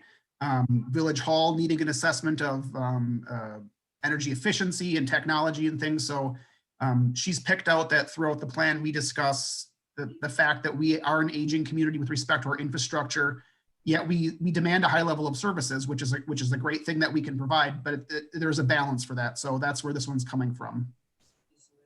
So user fees, that would be things like a refuse collection fee for the leaves or garbage. Not a wheel tax, or would that be a wheel tax? Yep, it's simply saying to explore them, right? So all those things are good, and it just leaves it open for future boards to realize that there are opportunities to do that and not raise individual taxes, but use it as a user fee, and that's obviously a political choice. Right, to tax more by calling it a fee. Yeah. It's my favorite thing. Yeah. We could, I mean. The good news is, and road fixing fee, policing fee. It'll be great. It'll be great. Sometimes user fees are okay because, and I'll just tell you why, in an instance, because I do agree with you. For instance, like garbage collection, and if you put all of garbage collection, including commercial, on the tax base, the residential ends up paying for it, whereas if you keep it as a user fee, commercial is paying for itself. And so, I mean, there are some user fees that aren't hitting everyone, that are actually just hitting the users. And some user fees actually hit the visitors as well. So you're not, oh, we talked about visitor fees. That's not acceptable either. I mean, we go down this list. It's like, is a parking meter a user fee? It is, right? It is. That would be a user fee. I think when this is a bigger discussion. Yeah, when this comes up at the board level or whatever, those folks are going to have to make decisions about how they have enough revenue to pay the bills. I don't know that in a 20-year planning document, I want to encourage you to go look for new fees. No, it just doesn't make like, please, last bullet point, please make sure that you try to figure out a way It doesn't to say raise my more. fees in the Yeah, village. Eric and I are still too young. In the 60-year plan, fine. You could say different rather than new. Yeah. You could say different sources of revenue. How's that? No, I mean, that's the board's responsibility as a plan commissioner. I don't want to sit there and encourage please go out of your way to find a new fee. Art's regretting saying he I mean, enjoys the this intent, conversation. can I just wait here, and we do need to get going, but the intent here is in order to maintain the level of services, how do we do that? And so if it is with respect to specific things, that's all she's saying is to do that. There's nothing specifically recommended in here. It's saying to keep it open for those opportunities. If we want to close that off, we could remove it and just incorporate that into, the regular budget discussion. I'd remove it. I'd remove it. I agree with Commissioner Kudo that you could also reduce services. So, and that's the board's decision is whether to reduce services. I mean, because inflation is inflation. So if you're going to keep the tax rate, or you can increase the taxes. I mean, there's definitely different ways. To be clear on that, this plan is not saying to reduce services. The public input that she has taken in says to maintain them. So if we want to explore reducing them, that's a whole different avenue. And I would need to see or hear those comments with respect to that otherwise, but I want to be clear, this says to maintain the services, it doesn't say to reduce them. And so that's where she's coming from. If you want to maintain them, you have to find a way to fund them. Well, but let me be clear here, because when you ask the public that question, I don't think they quite understand what that's being asked. So it's not so fair. Do you want to maintain your services? Yes, I do. But if you phrase it as, do you want your taxes to continue to increase year after year, or should we do something to make it sustainable? Then it's going to get a different answer. So I really have a hard time with saying the public input said they wanted to maintain their service levels. Well, who doesn't? It's a really hard question to answer in that fashion. Commissioner Kudo? I mean, a practical question here is if we take it out, it doesn't stop the board from looking at this in the future at all, does it? I mean, we're just taking it out of this document. We're not forcing them to never look at a user fee, right? Correct. The intent of this document is to give the board, a comprehensive plan of actions that they should look at. I mean, obviously, in the next 20 years, they can find numerous other things to do or to incorporate. But if we as the Plan Commission want to give them something that we hope they reference in the future. I think what you're saying, Bart, is because the name of the direction we only have 4, or 7 or however many, but is to maintain a high level of services. In order to do that with inflation, you need more revenue. And so this is giving direction to the board on, well, we're giving you direction that the community wants to maintain the same or higher level of services. I don't think that's correct. But if you are going to say that as a plan commission, then you have to find more revenue. Are there any other examples that we could put with user fees? Like, because we've only got one source there. So explore new sources of revenue, such as user fees, grant opportunities, other things that will help pay for some of this infrastructure maintenance and improvement. Because if, we're only giving one source instead of plural. Well, so shouldn't one of the items here be increase the tax base with redevelopment? No. I mean, so you can't, I think what I'm saying is I'm disagreeing with the whole strategic direction. So I apologize. From my perspective, we get this, we are asked as a board member, and I don't know, Kathy, Trustee Stokebrand, if you've been through a budget now season, maybe 2, but the question always is every 3 years we send out a survey and it says, do you want to keep your existing service level, improve it, or would you rather lower it and have lower taxes? We fight over this all the time in budget, and I'm worried about this strategic direction only for the fact that by putting it in here, it gives the elected officials who would like to utilize this strategic comprehensive goal a lot of weight to say, hey, our comprehensive plan says we want to maintain or hire a high level of services. Therefore, we need to raise taxes, and we're all okay with that. I'm not okay with that. I don't, and I represent a lot of people. So, so anyways, the wording is hard for me as a board member, because it's used in the budgeting arguments all the time, and it does have implications. It means we need to look for more user fees, or we need to increase, or, you know, our taxes. Does anyone want to leave it in? I mean, like, if you're going to leave in grant funding and intergovernmental cooperation, I see no reason not to leave it in. Look at the bullet points above it. It's all ways to find additional revenue. Right. Except raising the property taxes. I mean, So with maintain a high level of services and plan for this while balancing with, you know, keeping the village affordable. You can't do this one and the bullet point above. You can't keep the village affordable and maintain this high level of services with lower revenue. well, you can't, because if the user fee is by choice, right? You choose to use the service. Well, you Well, could I mean, you're not reconcile- going to choose to not have your garbage picked up. I mean, No, but I might not. I may be begging. I might not be. You know, I might be bagging my leaves instead of putting them in a pile at the curb. No, I think that I think you can reconcile the two, because when people say services, you know, like people always talk about how the village of Shorewood used to shovel their walkways or something like that. And maybe when people say maintain a high level of service, they're talking about sort of the necessary governmental services that you think of, like fire, police, you know, you're talking about necessary services versus sort of the luxury services that, and maybe if you can, you know, kind of make the wording relate to the type of services that you're talking about, then I think there is an expectation that, you know, the roads are going to be maintained. The things that you expect your government to do, yeah, I do want those maintained, you know, but I don't need, some people use that level of services to like, or when they want to add all those services to Atwater Park. Well, that's not a service that I think is like a necessary government function. And I wouldn't want people to increase my taxes to do that. Does that make sense?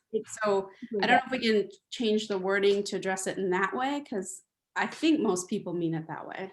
It's the basic governmental services that are, you know, that I agree, maintain a high level. I think I hear that from most residents. It's when it's used exactly as you just said. It's when it's used to say, well, high level means we need to have our, you know, all these other things that aren't basic services. that's just, sorry. I just don't hear that from the majority of the residents. I just don't hear it. And so I'll have a hard time with that as a board. I agree with you and Allison, I agree with you, but at the same time, I think when you say to a resident high level of service, the bar is set at their current level of service, right? You're saying it's a high level. So again, I remember the plow going through the sidewalks. That was awesome, right? And so for those people at that time, that was the high level of service. And as their taxes go up and you take these services away, that's when people are irritated. So it is those bonus things. But if we go to everybody and we say, hey, we're going to maintain your roads, you're going to be a police, we're going to pick up your trash, everything else you're on your own for, but we're going to lower your taxes a little, people might say yes. But, you know, if you keep raising taxes and keep eliminating services, people hate that. Yeah. Okay. I think there's a way to reword this without throwing it out. And maybe high is the word that I'm focusing on getting rid of, and maybe it's just whether it's basic level or you know, resident expected level of services. That leaves it open for future discussion as to what residents do expect, and you can identify whether or not they want, you know, leaf collection or snow removal at certain levels. But That might help. yeah, I think if there's a way to reword this, I think it's worth keeping.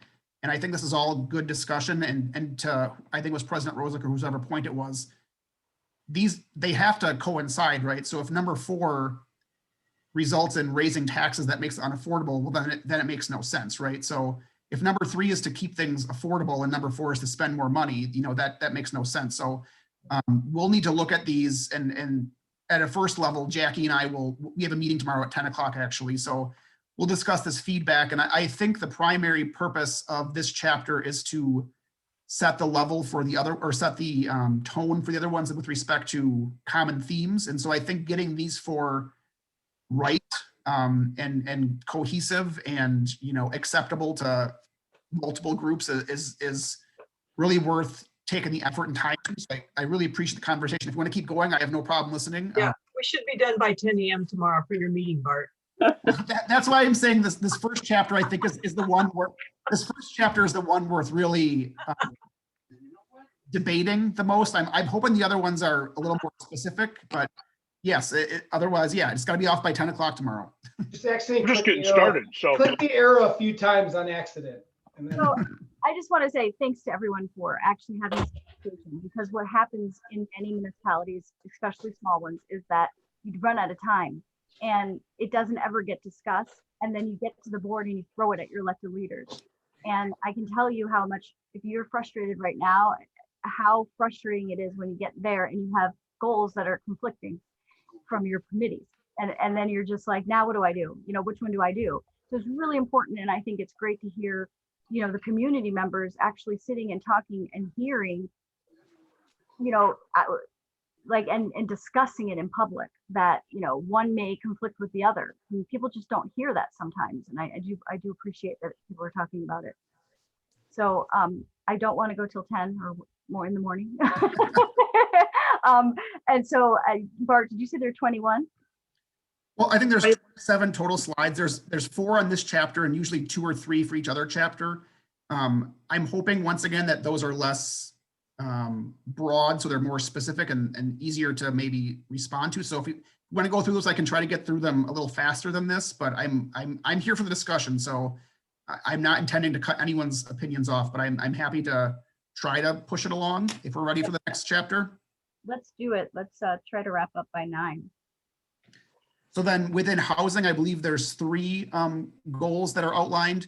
The first one being to maintain and preserve housing. And so as I drafted my goals, I draft goals as the final vision, objectives as ways to get there, and recommendations as specific actions. And so they're kind of phrased differently. So my take on the housing goal was that the village wants to maintain diverse, high quality housing stock that is well maintained, historically preserved, and modernized in its amenities and environmental impact. Now that includes everything you could possibly ask for, right? We know that we can't do that, but so the objectives and recommendations are a little more specific to Shorewood as the example. So just giving you the background of where this is coming from. But the first goal will be to maintain and preserve the existing housing stock and to support its preservation and maintenance and modernization. Is it also modernization? Is it also for aging population? Correct. Yep. So modernizing would be, you know, ramps or ways to get into a house, or improve bathrooms, handicap accessibility. So a lot of our housing stock was built, you know, pre-war. It didn't have those amenities. This would hopefully get us towards that as things are improved.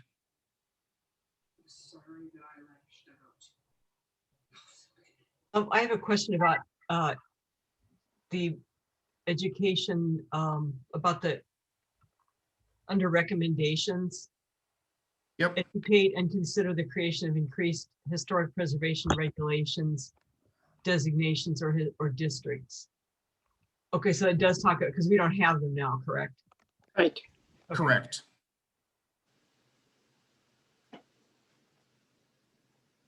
I'm just plugging in my computer, so go ahead, you can read it for a second.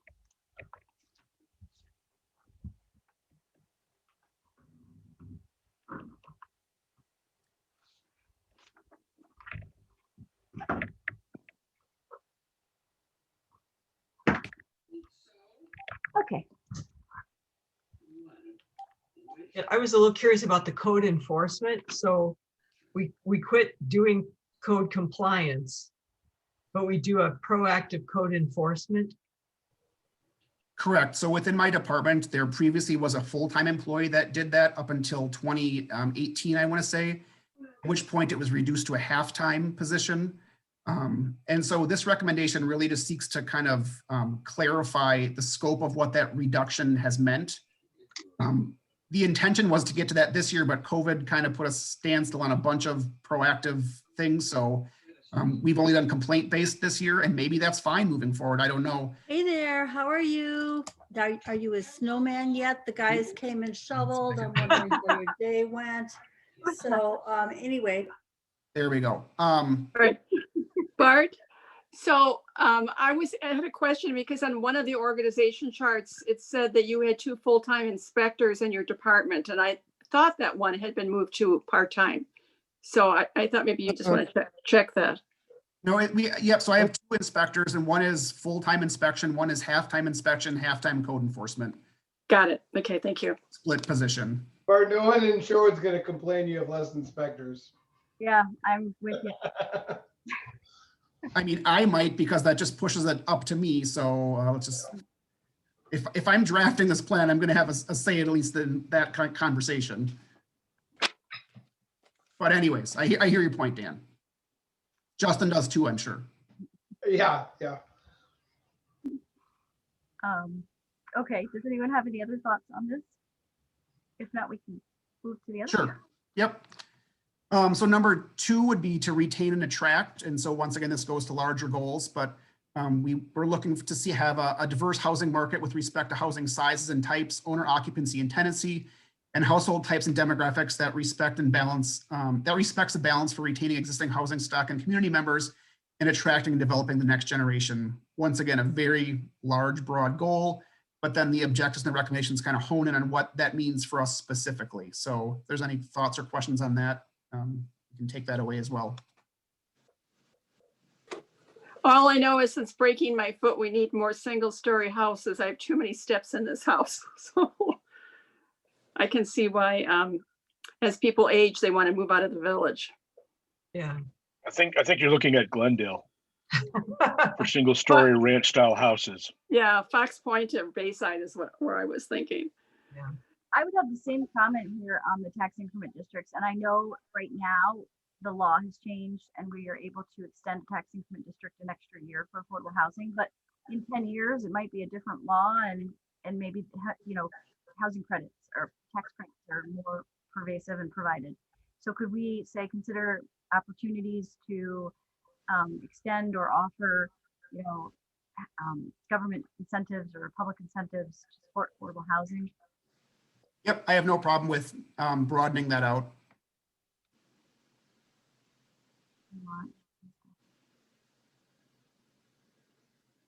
And I guess these are very specific, but to the relaunching of the neighborhood home improvement loan program, that is an action. I don't have a problem with it, but it is pretty specific. And that was intentional. I mean, my recommendations, I think, are a little more specific. Maybe that's too specific so I'll make sure that they're all just worded with respect to, so I have review and relaunch. I mean, you could review it and I guess not relaunch it. So maybe the relaunch part is a little too direct, but at a minimum, it needs to be reviewed because there's funding in there that is not being spent. So either we spend it or we find a way to utilize it elsewhere. But I hear your point on that. Consider relaunch. I would just say review and consider. Yep, agreed. Any public funding program in existence or creation, based on housing goals. So in other words, and then you can even put it in parentheses, but just to specify that one, there could be more. I just don't want to leave them out. I hear you. I mean, there's a whole business loan program at the CDA that's not called the neighborhood loan program, but it's never utilized, not a dime. It's been utilized in years, so you don't want to oversee that. The CDA is our housing authority. So. Yep, and I think that comes up in economic development. I think I do specifically look for direction on both of those programs. So I think we'll get to that eventually. Community development funding programs. And then because one might become the other. I don't know how to say that, but on CDA, I remember thinking of combining them. Does anybody have anything else?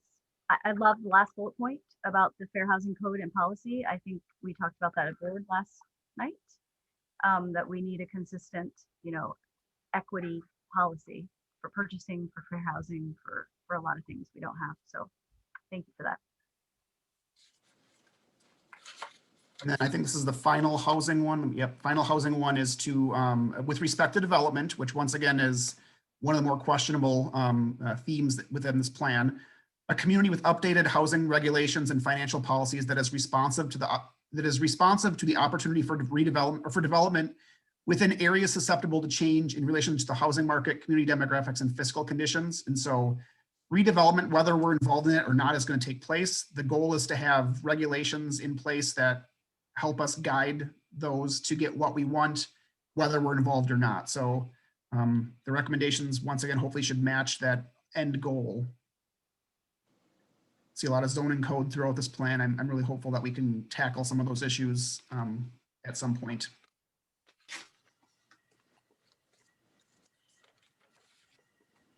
Anybody have any comments?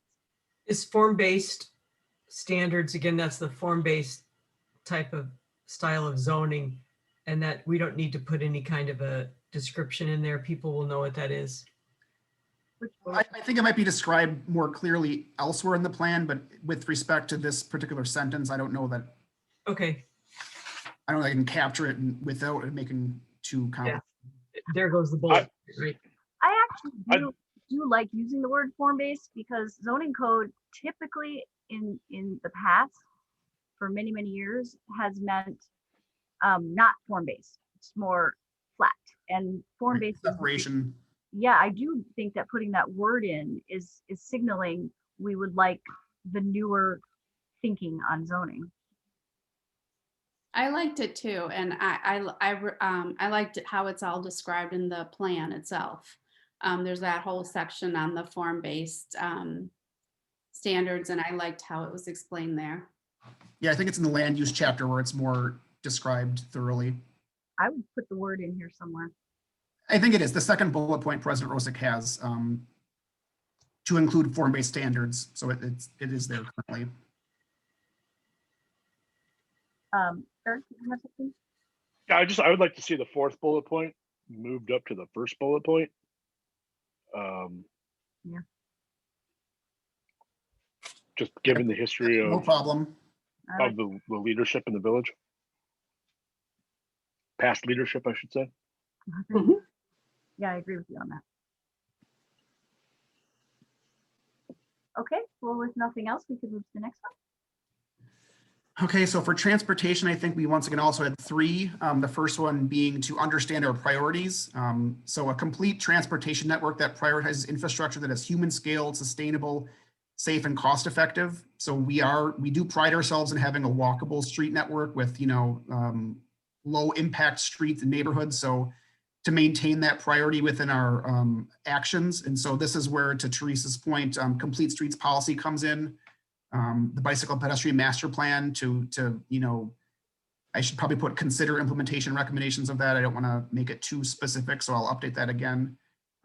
I do have the third bullet point to support multimodal transportation alternatives if you want to discuss rewording that if necessary or if thought. It says support. That's what we wanted. Support's good.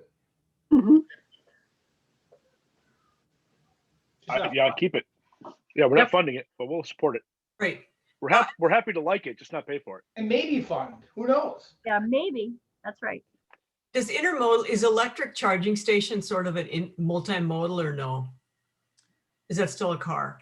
Yeah, no, it's not multimodal, but it's definitely It's like green infrastructure. so it's a separate category. I don't know what I would consider it offhand. I need to think about that, but I think that's worth working in. Because yeah, if we want, We don't need to be subsidizing people that can afford an electric car. Come on. I mean, if we're Said the talking guy with a Suburban. Right. No, but I do believe that the board is very big on green infrastructure at the moment, based on resident input. And I do, so going with what Trustee Sopran had mentioned, maybe utilizing, putting in here for transportation, we do want to explore. I don't know, Bart, you were looking for the word. Is it green or strategy? I don't know, but sustainable. Yeah. Sustainability.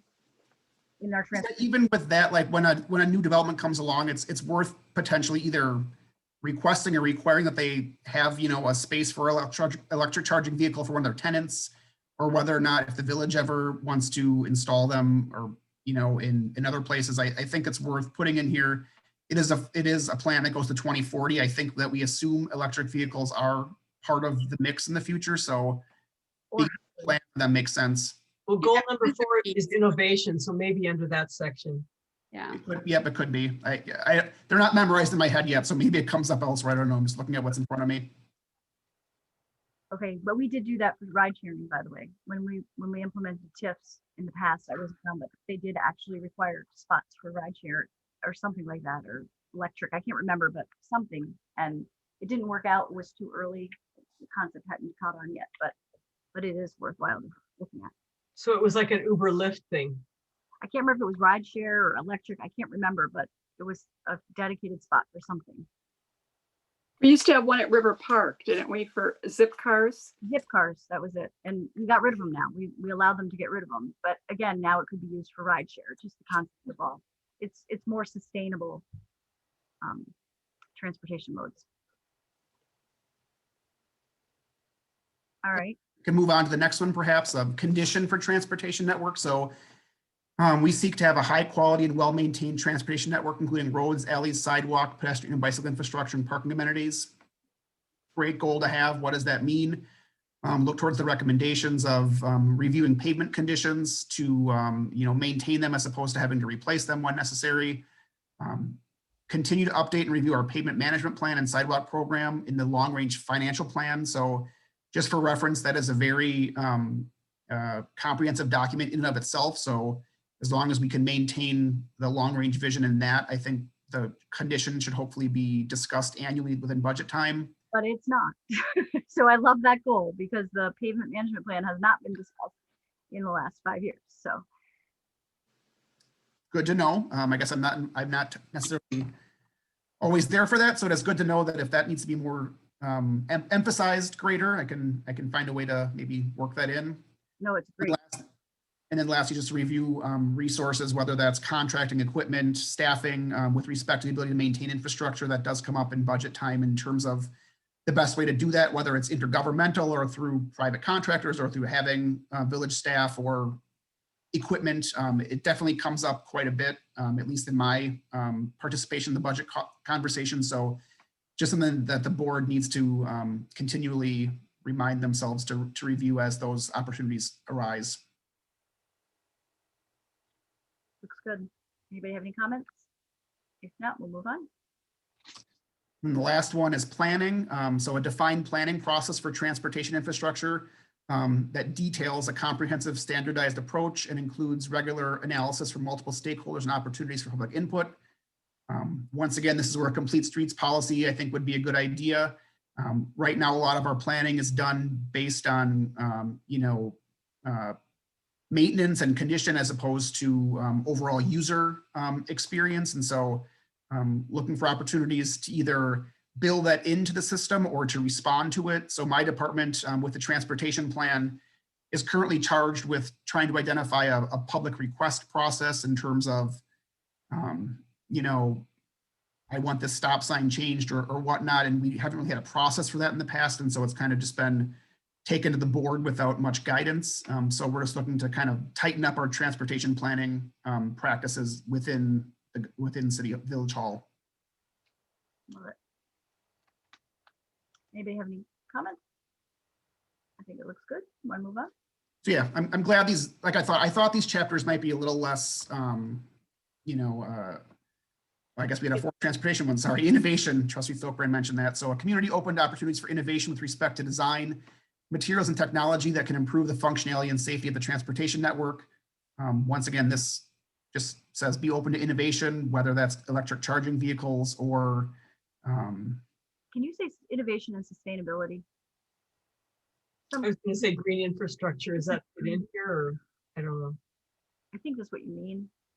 Yeah, I don't think that we would look to innovate in a non-sustainable fashion. So I have no problem adding that. It's always a good word to remind people of that being a goal. So I have no objections if no one else does. Because this is one of the best ways to get water into a filtration system before it goes into the Milwaukee River, right? Is from our streets and roads. Yes. It's just so darn expensive. Oh yeah. Actually, there's some cheaper ways. But is that addressed here? Is what Trustee Stokbrand is saying is, it's not just talking about the mode of transportation, but the actual infrastructure becoming green and sustainable, like green alleys which is very expensive. Bioswale or. Mhm. Yep, I don't see that. I think that's a great addition. In my mind, I know it's in the plan somewhere, because I definitely talked with Crystal about what do we call those bioswales in Wilson Drive, and I know they're here somewhere. Besides ugly. If they're not in this chapter, they're elsewhere, but I think this is a good place to make sure that they're included. You don't like tall weeds, Barb? No, it's not quite what I think most residents had in mind when we envisioned a boulevard, but Right. But hey. Boulevard. But we are looking at that at Hubbard Park. So, I mean, anytime we do, parking lots or different types of transportation infrastructure, it's worth looking at. Yep, I think it's a really relevant thing to add here. So I'm blanking on where it is, but I think I agree that it should be here as well, if not elsewhere. Okay. Anything else? Now we can move on. Okay, chapter 4 is utilities and community facilities. So I think we have 2 here. One with respect to utilities, looking for a modern facility network. So a community with modern facilities that supports the expectations of its residents. And so actually, this is confusing to me. So facilities comes first, utilities comes second. The title is the chapter is titled opposite, but so it's the first one relates to facilities. And so this, I think, comes into play with the public works yard or other village-owned buildings or properties to make sure that we have a plan moving forward to prioritize when those things need to be looked at. So that includes performing audits. The libraries doing the strategic master plan and master planning efforts, make sure those are documented. And then we do have some remaining space at the police department that at some point needs to be rediscussed. So this is where I'm coming from with respect to community facilities. Yeah, I love develop and maintain a capital management plan. Couldn't be happier. All right, anybody else have any comments? If not, we can move on. So there is green infrastructure on this one under the recommendation. Oh, but Okay. that's private property, not public. Yep, I think I'll double think on it, but I think the transportation one is a necessary inclusion as well. So, And because we have downspouts here. yep. So this one's respect with utilities and efficient networks. So a community served by up-to-date environmentally sensitive utilities with adequate capacity. Recommendations, I think, once again, driven a lot by what DPW has already had in the works. Just a matter of getting it all in one place and identifying opportunities for future expansion of green things and otherwise. my only thought on this objective was, some of these programs have to be worked out within the narrow lots that a lot of houses in Shorewood have, especially if you have a driveway right adjacent to your house, that you're not going to be able to disconnect every single downspout on your house. So as long as these plans are implemented with that understanding, I mean, we've disconnected the ones that we could, some that we can't. And that, when you have things like rain barrels, those need to be maintained. We had neighbors who, were absentee landlords, and so they overflowed and all the water ended up in our basement. So some of those programs need to have the details worked out in such a way that they recognize, some of the limitations that we have in our residential blocks. Yep, and the board is currently reviewing the downspout disconnection program. I'm not sure when the next schedule for that is, but I do know that the current program does identify that if it's not feasible, it's not required. Mm-hmm. That's an MMSD requirement of us, but there is an acknowledgement that particularly on small, narrow lots, that can't happen everywhere. So yeah, The village will start to do that in 2022. They'll be going house to house. And there's all kinds of exemptions for just these things. So, but each house will be looked at by a building inspector. And like I said, there are exemptions, all kinds of exemptions that make a lot of sense. So I wouldn't worry about it. Can we Well, that add- Are we making sure we're keeping the scope of that building inspector's Not a inspection building very inspector. narrow? All right, you're Yeah. welcome in my home anytime. Anytime. This Not is a a building The last part-time- thing I need is a long list. I've got Wait. a spreadsheet already, so I don't want the code enforcement guy on my front lawn. Yep, it's No. not a building inspector. It's a, So, Plumbing, it's a plumbing inspector. yep, it's someone from DPW, the new construction coordinator, I think is the title of that position, will be performing those. And just to clarify, I think it's only in the combined sewer area. It's- East of Oakland. Yep, Yeah. so it's just a combined area. can we add here the word solar? So it says such as rain barrels, bioswales, rain gardens, and solar. Sure, yep, It falls under utility. I was gonna say, and something else, but that fell under transportation, but solar falls under utilities. Oh, electric. That was all I had. Does anyone have anything else? If not, we'll move to the next one. Okay, natural and cultural facilities. So one of the goals is environmental stewardship. So we seek to be a healthy, we seek to have healthy environmental corridors that preserve natural features, support natural plants and species, and balance interaction with the community. Once again, I think I look towards the sustainability action plan for some of these guidances. So the recommendations here are largely based on that. The newer one, I think that I'm still not fully understanding is the where we're going to go with Lake Bluff management. I know the DNR in Milwaukee County are looking at some guidelines right now, and they're requesting that villages also look at that and consider it locally. So I just have consider implementation of them. I don't have that as a for sure recommendation. And also maintaining our tree canopy, and then the emerald ash borer obviously has had is having an impact on our forestry operations. So those are the four things I think that I have identified.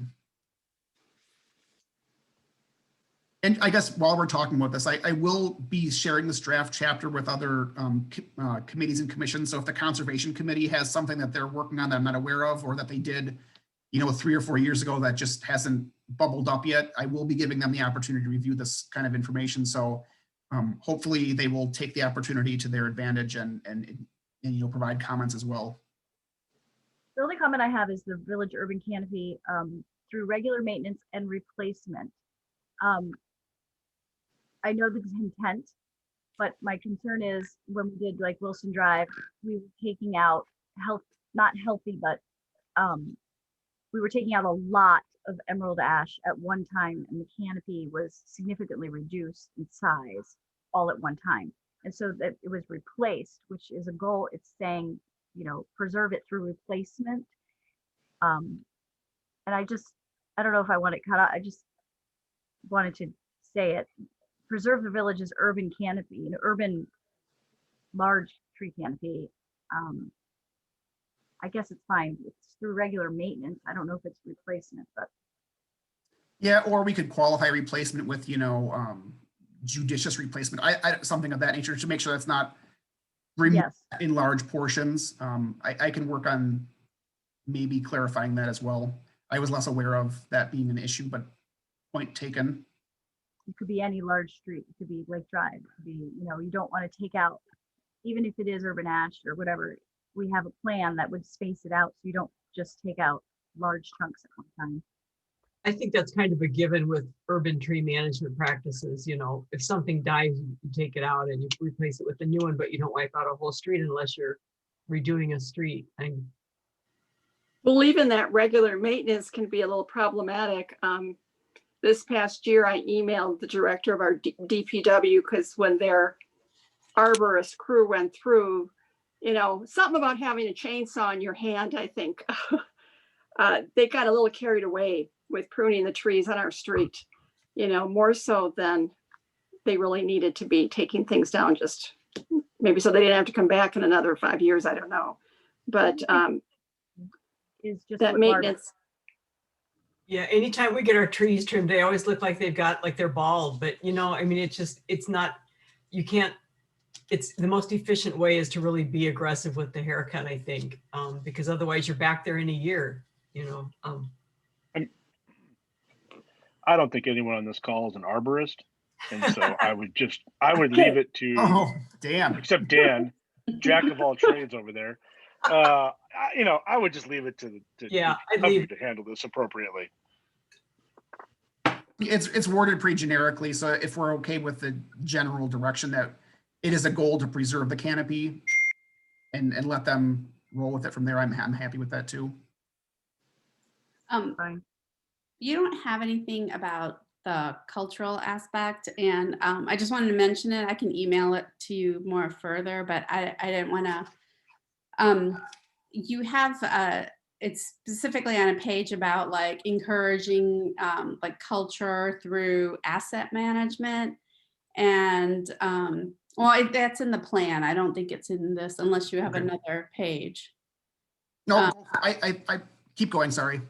No, that's okay. It's just that I was thinking like in terms of like encouraging rather through well, I remember I mentioned a while back about like permitting or allowing for cultural activities, like normally you don't allow like the sales on front yards, but we talked about doing like an art tour through the community. So just I didn't know what asset management meant in terms of like, there are ways you can encourage the ability of the community itself to put on cultural activities. I know that's been talked about in the human relations about religious, but there are cultural activities that could take place, but those require permits and stuff. I didn't know what asset management included.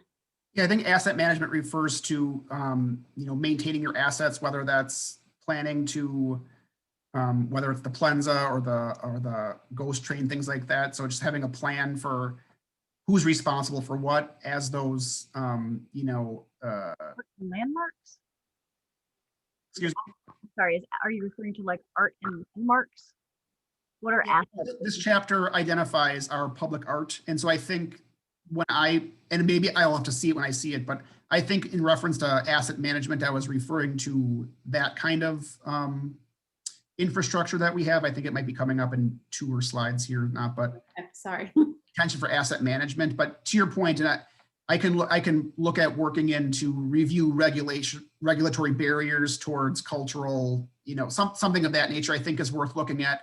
We definitely did have that conversation of how I thought we could potentially loosen up some of that stuff with respect to, the artist's, desires. So we can look for a way to incorporate that somewhere. That would be excellent.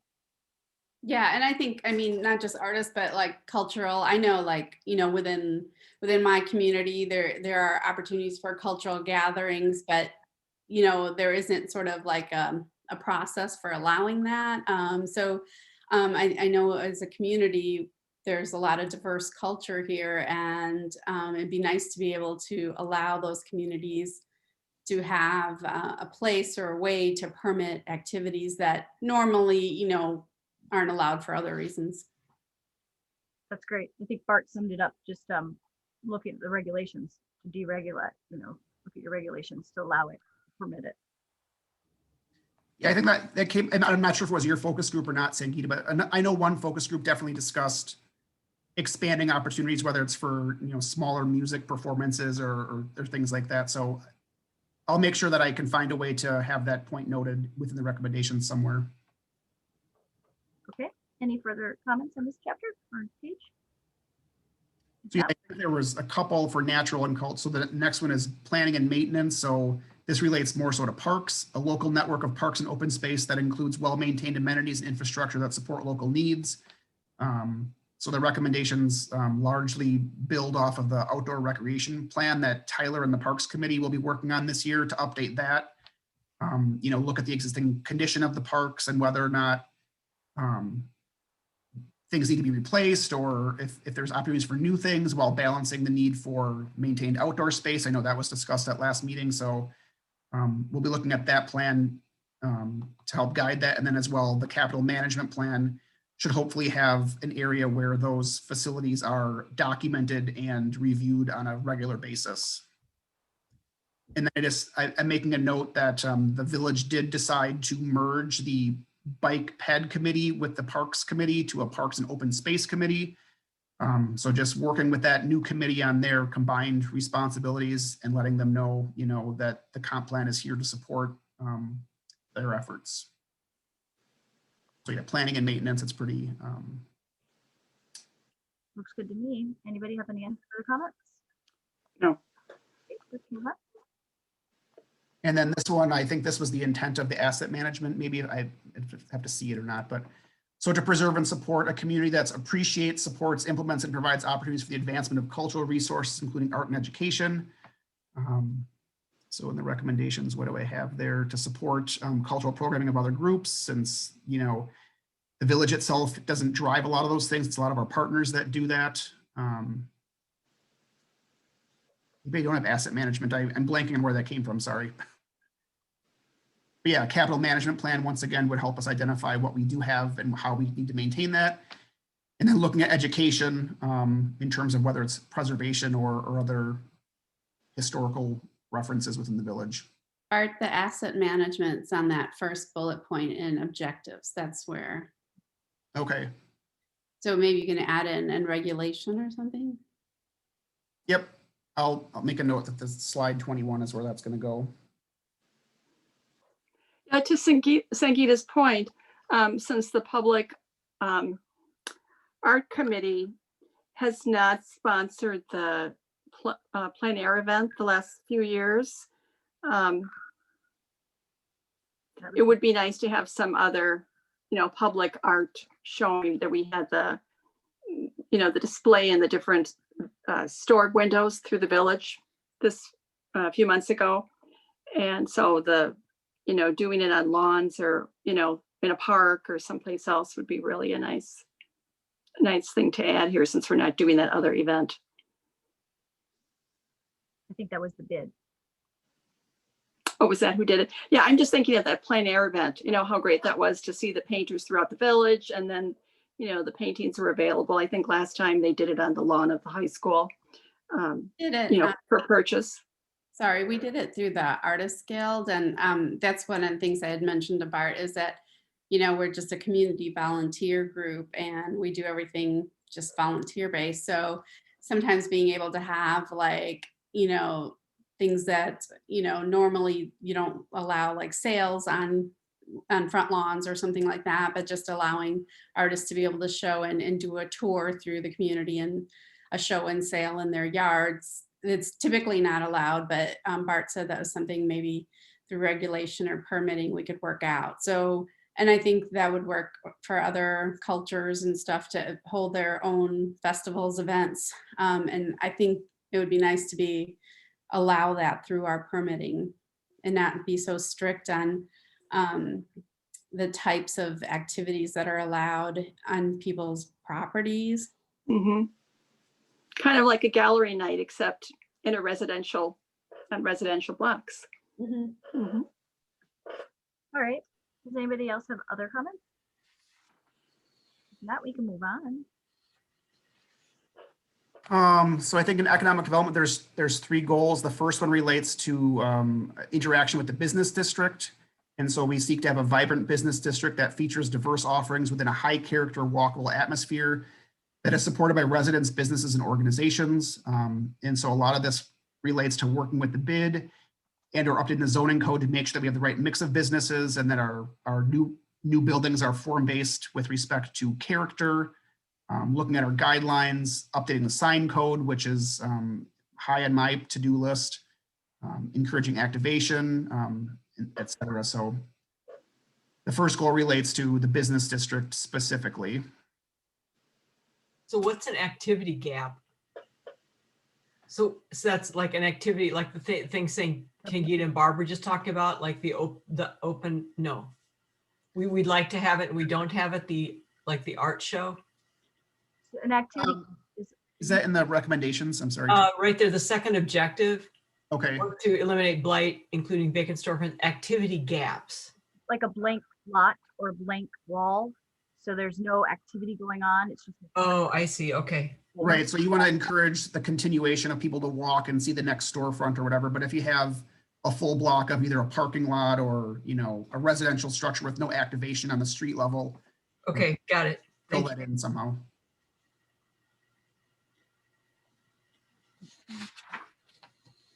Okay, All right. Yep. Next one, probably everyone's favorite. So I look forward to a discussion on this one, redevelopment and taxes. So a community that can obtain consensus on redevelopment issues and projects that support community goals and reduce residential tax burden. So once again, we want it all, but we want it all to work. So the recommendations there look at zoning code, form-based standards, so that new redevelopments do have community context built into them. Identifying areas that are susceptible to change so that redevelopment expectations can be managed. So if we know that a parcel or area is going to change, that we identify what we do and do not want to take place there. Adopt and refine policies for financial assistance, including the tax incremental finance request. So the board is currently looking at a TIF policy to at least cover that part of it. But I think to President Rosick's point, we might want to expand that to other things beyond taxes as well, beyond TIF as well. Yep. And this is where we have the business program. So evaluate and update grant and loan programs to align with community goals, support proven needs, and ease burden. So we used to have a facade improvement program. I should say we still have it. The funding is expended, and we have a business loan program that's currently frozen. So we've got those community development programs out there. I think that we need to evaluate them and see what the future use of those are. yep, I would call them just that, community development programs. Could I? Go ahead. I don't like the word or the way it's worded in the goal that obtaining consensus on redevelop. I mean, I'm not sure how much you could consensus you'd get in Shorewood just in general, but I think you can just eliminate that and just say that the project should support the community goals and leave it at that. I don't understand the obtaining consensus, because it's really not the way government works in the first place, because it's, you know, it's whoever's voted in, and it's not, you don't operate by consensus in the government. Would this be referring to our discussion about increased public input? So we don't end up with projects that, you know, half the community is up in arms against, that, you know, we're inviting in the kind of projects that will maintain the character of the village and have, you know, the look that we want based on the aesthetics that our building code is going to be updated to have, or zoning code. Yeah. So rather than consensus, just public input. So maybe consensus is the wrong word there. The intent was, we're going to have redevelopment, whether people want it or don't want it. It's the goal is to make sure that it's a well-educated discussion and it's transparent, and that people understand why the decisions were made, and they don't feel as though, you know, they were shorted on their opinion. So I think maybe consensus is the wrong word, but I was looking to somehow capture that the process at least is you know, better defined or something of that nature. So I hear you on the word consensus is probably not the right way to say that. Maybe it's. Can we go back to the, oh, go ahead, President. Is it like ensure the public process is, you know, transparent for redevelopment, something like that, and promotes projects that support community goals, something. Yeah, I think transparent and, you know, robust, but it's not driven is not what I'm looking for, but that the facts are presented so that people understand everything that's on the table, right? So that needs work. So I appreciate pointing that out. I don't have the wordsmithing on the tip of my tongue right now, but I will look at that.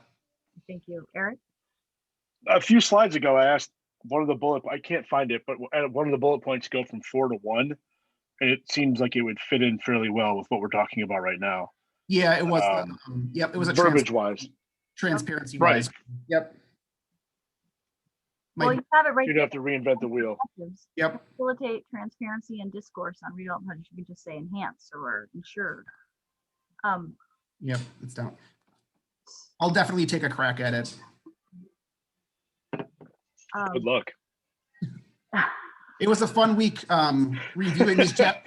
Crystal had a fun time hearing me in my office ask for verbs and whatnot in between. So The only thing I think that the village board may end up in a big discussion over is the word tax burden. Because some, I agree it's a tax burden, but some on the board may go just what I just did in the previous chapter, the opposite, which is we don't have a tax burden. It's, we have a decent tax rate to support our whatever. So if you could maybe word The obligations, that's less. right, like tax rate, or to reduce the tax, or to keep the taxes sustainable, or I don't know what it is, but people might object to the word burden. Yep, words matter. So we'll take a look at that. Don't we use that word later on when we're talking about residents, either renters or owners with and without a mortgage who feel, is it burdened? Is that the word we use Cost, then? yeah, cost burdened is the Yes, term. by our taxes, by the cost of living here. Yeah, I think in economics, it's a common phrase, right? Yep. Yeah. It's understandable in that regard. I'm fine with it. I like it. I support the word. But I just pointing out that somebody else might have a problem with it. For the second bullet point under objectives, are we basically just talking about red tape here? I mean, the second half of that or second half of that sentence. But I'm just wondering. Yeah. Again, I worry that some board member or someone down the road is going to go, take that to mean that we should be subsidizing things or inserting ourselves into funding questions. I'm with you. So I'd like to see that cleared up a little bit. Well, I will say, I think the intent of that was to also include that. So, I mean, the price of entry and land costs are higher here than they are in other parts. So if that is a barrier towards redevelopment that the village, whether it's this board or future boards, needs to address, it was intentional. So I'm happy to hear the conversation if we want to take that out of the consideration, but it wasn't intentional that other barriers beyond red tape were part of this. It's fine. It says understand and then identify opportunities, but I don't think it means that you have to solve for it necessarily. Right. Okay.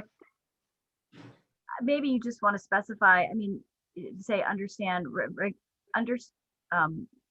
seek to understand the regulatory and economic barriers, because it could be not just, I'm all for lowering regulations to make it more affordable and not for subsidies, but there are things such as permit fees or some other fees that commercial pay that may be high. So that's worth looking at to reduce, and that would be, but I certainly get your point, Commissioner Kudo, and agree with it that I don't want to imply we should be looking for more subsidies. And with respect to redevelopment, that's one conversation too, but if you go back a couple slides, perhaps, on businesses, it might be that if we really want more restaurants, but the cost to build out a kitchen is expensive, maybe the business loan program or grant program or whatever it amounts to could help address that outside of a redevelopment, outside of TIF, things like that. So there are costs that are barriers to aspects of development. So I think it's worth keeping in, and then using the recommendations to probably answer what those incentives or non-incentives might be, or regulations or whatnot. I'm okay with that. All right, we're almost getting there. I think this is the final one of economic development. So the third leg of economic development usually relates to employment. I added consumers with that as well. So a strong local and regional economy with healthy employment opportunities and spending power. So, we need to have consumers to either visit or live within the community. So the recommendations try to support employment and consumer base. We acknowledge that we don't have a lot of employment, but if we can find a way to, look to increase daytime population, whether that's employment or visitors, to help the businesses that are here. Yeah. I have no problem with this at all. Nope. And is it a business destination or is it an employment destination? So what we're trying to say is we don't have a lot of employers here. We don't have any office. We have nothing to support a lunch crowd. a lunch for restaurants. So is it, a lot of times when you say at the business destination, then you start improving the business district look. And I just feel like it's more, this goal is more of, we're trying to promote bringing employers in, unless I missed it. Yeah, I think the fourth bullet point is where I was kind of coming from on that one. So consider opportunities to build daytime population visitors and employees within the village to increase customers and sustain local retail establishments. Attract employers. Sure, yeah. Right, and although the village doesn't have, large employment base within it, we do have some nearby, whether it's UWM or North Avenue has the Columbia Hospital, things like that, whether it's a matter of promoting ourselves to those areas that we are a lunch destination or whatever, just finding ways that we can get visitors to come here if we can't attract actual employment.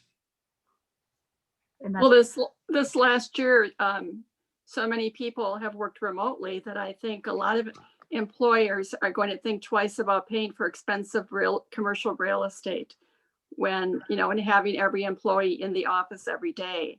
So, how that plays out in the future may tie into this if more and more residents are working from their home offices. They want to get out of the house at some point during the day, and and may want to walk over to Oakland or Capitol for lunch, or just get out of the house. Yep, and I included remote working opportunities in the third bullet point because I think we have witnessed that, and we do have ample coffee shops where that happens, but we also might want to look at a co-office kind of environment where Multi-Modal has that specifically for certain types of businesses, but perhaps that could be a trend in the future where you just need a place for an office for a day kind of thing. I don't know that it's that we're for client meetings. Yeah. Yep. Okay. Okay, I think that's it for economic development. Intergovernmental cooperation, once again, this was a Van de Waal chapter, so it's kind of a little bit differently. How much more do we have? I'm sorry, I don't have. I've got 4 slides left. Okay, go ahead. So intergovernmental, there was 2 goals that she had. She had to promote delivery of efficient and effective village services and continue to share information and communicate regularly with other municipalities, agencies, and organizations. So I don't know that there's much specific with respect to new things in here, but a lot of, maintain existing and evaluate opportunities as they come up for, cost sharing and things like that. So they're all listed there if you have any comments or thoughts on those. That's good to me. Any comments? All right, let's move on. And then I think the final 3 relate to land use. So she had, I think, 16 objectives, or maybe they were recommendations. I might have mislabeled that in my slide. So the overall goal is to provide a balance of diverse housing, commercial and mixed use districts, vital institutional uses, and ample parks and open space areas to preserve and enhance Shorewood's human scale, pedestrian oriented development character, and to serve current and future village residents. And so there was, like I said, I believe there's 16 specific. Oh, wait, sorry. So there was 5 objectives under that goal, and then there were 16 recommendations. So I couldn't fit them all in one slide, so I don't know how we want to do this, but. There's what was missing for the first slide, buffer neighborhoods from commercial uses or other high activities. That's, I think, what just needs to go on the first slide rather than those 2 bullet points that we were debating. I think that's what the intent was.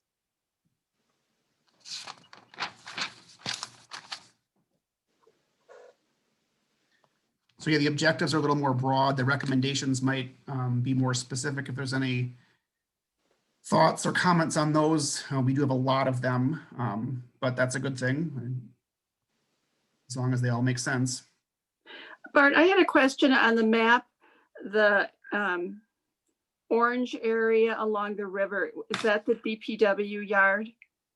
Since there was discussion at the board level about maybe relocating that. You know what page you're on, Barbara? It's page 159 of the packet. It's the map 8.3, areas susceptible to change, where you've got the. Yep, that is DPW, correct. Okay.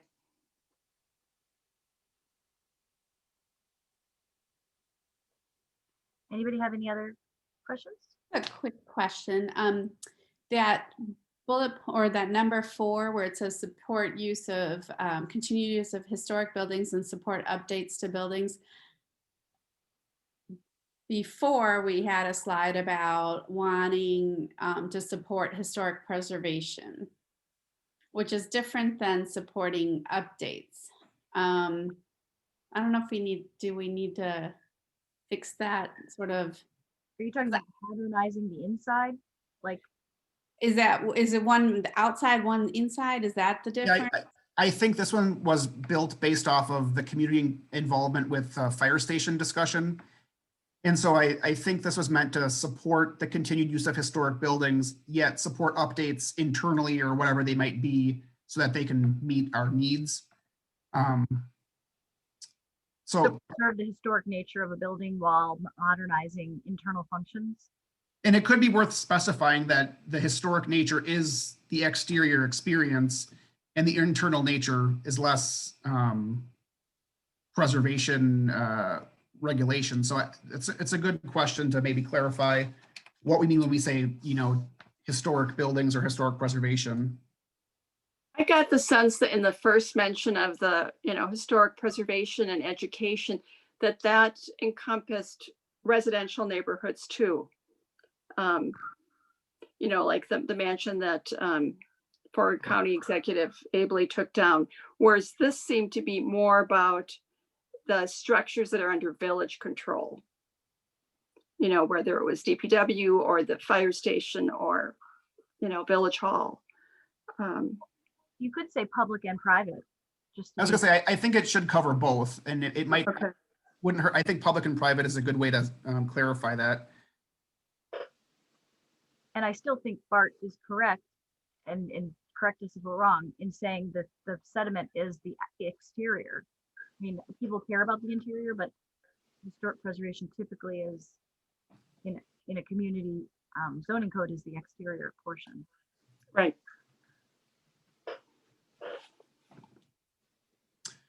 Okay. So I don't know if there was anything on the other slides either. Once again, the hybrid form-based zoning is a big theme of recommendations. Just number 10, when it says and add new mixed use, isn't it also adding, so you're consolidating your single family zoning and adding, it's not mixed uses, but it's mixed types within a use. So single family, single family 2 and 3 family, is that all just form-based, or is that also have to be specified? It's not a mix of use, they're all residential. I'll have to confirm the intent on that one, but I know, so our business district has three categories, B1, B2, and B3. And B2, I know B3 is the most flexible with respect to mixed uses, and B2 can allow, I think, all commercial or all residential. So I don't know if the intent of that was to expand mixed uses within other districts. I'll have to confirm on that. I know it's only with respect to the commercial corridor, so write that there. But it talks about consolidating single family zoning districts. Yeah, I think her impression of a community of our size has too many with respect to, there's not much difference within many of them. R5 and R6 probably covers most of the village, but then we've got really small pockets of our districts. I mean, Lake Drive obviously has its own character, so that's going to remain, with its own regulations. But I think the rest of the village, I think she thinks there's an opportunity there to consolidate them without losing their character. Once again, I'll have her clarify what that means, because the last thing I want is for this plan to be adopted without understanding what a recommendation means, because then it's on my interpretation, and that's not desirable to me, at least. So I will have her identify what this all means in number 10. Thank you. I thought this chapter, Bart, did a good job of describing the different quadrants, the different sections of Capitol and Oakland that we had discussed, each of them having a different emphasis, one being Main Street, another being more suburban, west. I thought that did a really good job capturing our discussion and kind of what we were thinking. Yeah, I know after the last meeting, Jackie and I met and we discussed the concept of them as overlays with their own kind of character. Mhm. So I think that at least that's working for my preference. So I'm glad to hear there's positive feedback. I know we refined it based on some comments last time. So is this when we would redo that map? Because I have to say the zoning map that we have, I've seen it so many times, but I mean, you literally can't read the R5, R6.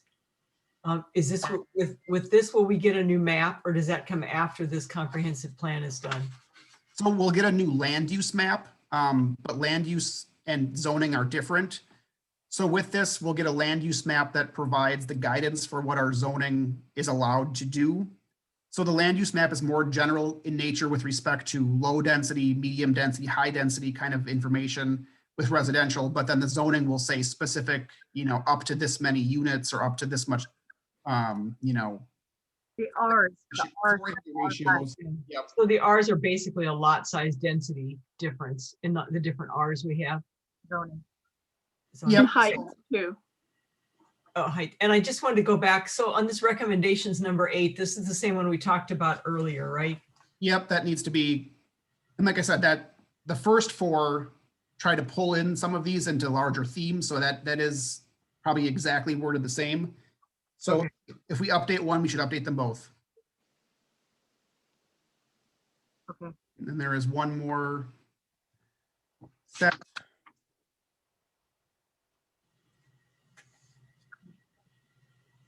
So in general, I guess it kind of worked out how I was thinking, that the first 4 were going to spark most conversation. And I did think these more specific chapters were less, I don't know, ambiguous is the word or not, but I feel like getting the overarching themes ironed out is probably my next big task with Van de Waal, so that when we bring it back, it does make more sense as a complete document. Bart, in the box about the form-based zoning standards, I did see you had a link. Could we include any photographs in here so that, just as an example, besides the drawings that you have, for those people who are questioning what exactly we're talking about? Or is just sending them elsewhere to a link that has several examples really the best way to handle it? I would say no, because if that link dies, then it's useless. Okay. And if we don't control that link, we shouldn't have it in here. So I hear you on that. I'll make a note that if we want to reference something, we should just flat out reference it. Okay. Can I ask a dumb question? Are we? Oh, yes. We're gonna keep, yeah. No, I'm gonna do it anyway. Are we gonna keep doing this on Zoom like later? Or, I mean, I don't really miss sitting next to Eric or Krista splitting us up, but I mean, like, this works. I'm pretty comfy in my chair. I'm just wondering. I do not have an answer for you on that. I know it's been discussed, and quite honestly, part of that recommendation for technology upgrades at Village Hall relates to a desire for some people to continue remote access to meetings, even if they are at the Village Hall. So I think remote is probably in the future, at least through the spring election, because I don't think that Village Hall will open up before then, because that's a lot of people congregating in Village Hall that I don't think is desired right now. But yeah, moving forward, I think it's a great question. And at the very least, the technology support should support people, whether they're at their house or whether they're elsewhere that can't make a meeting but still want to. I think the goal is to get as many people involved as possible. So let's see.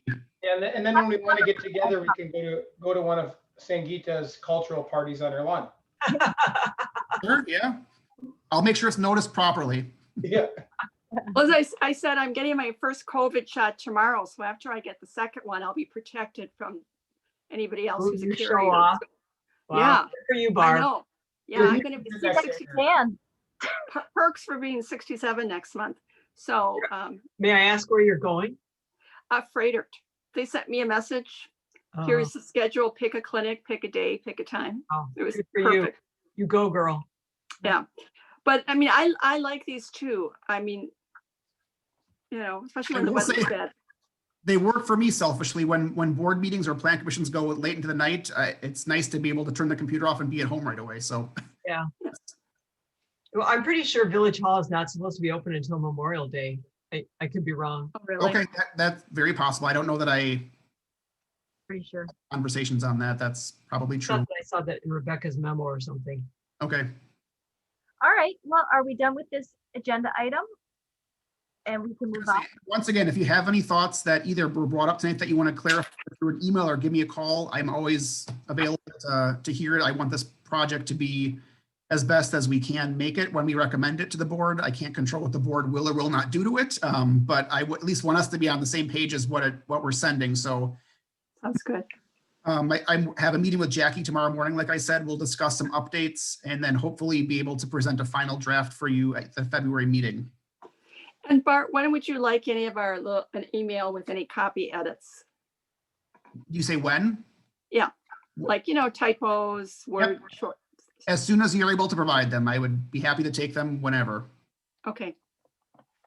Okay, well, with, It's the consultant who didn't want to call it Milwaukee's Gold Coast. That's me. That was no, Yeah, I thought that was a little exclusive, a little kind of snobby for a village who's trying to be more inclusive. Yeah, I agree. It just had that Chicago ring, didn't it? Yeah. Right. okay, well, we're gonna close out this agenda item. I thank staff and Bart for leading this effort greatly. And for everybody who participated in all these months.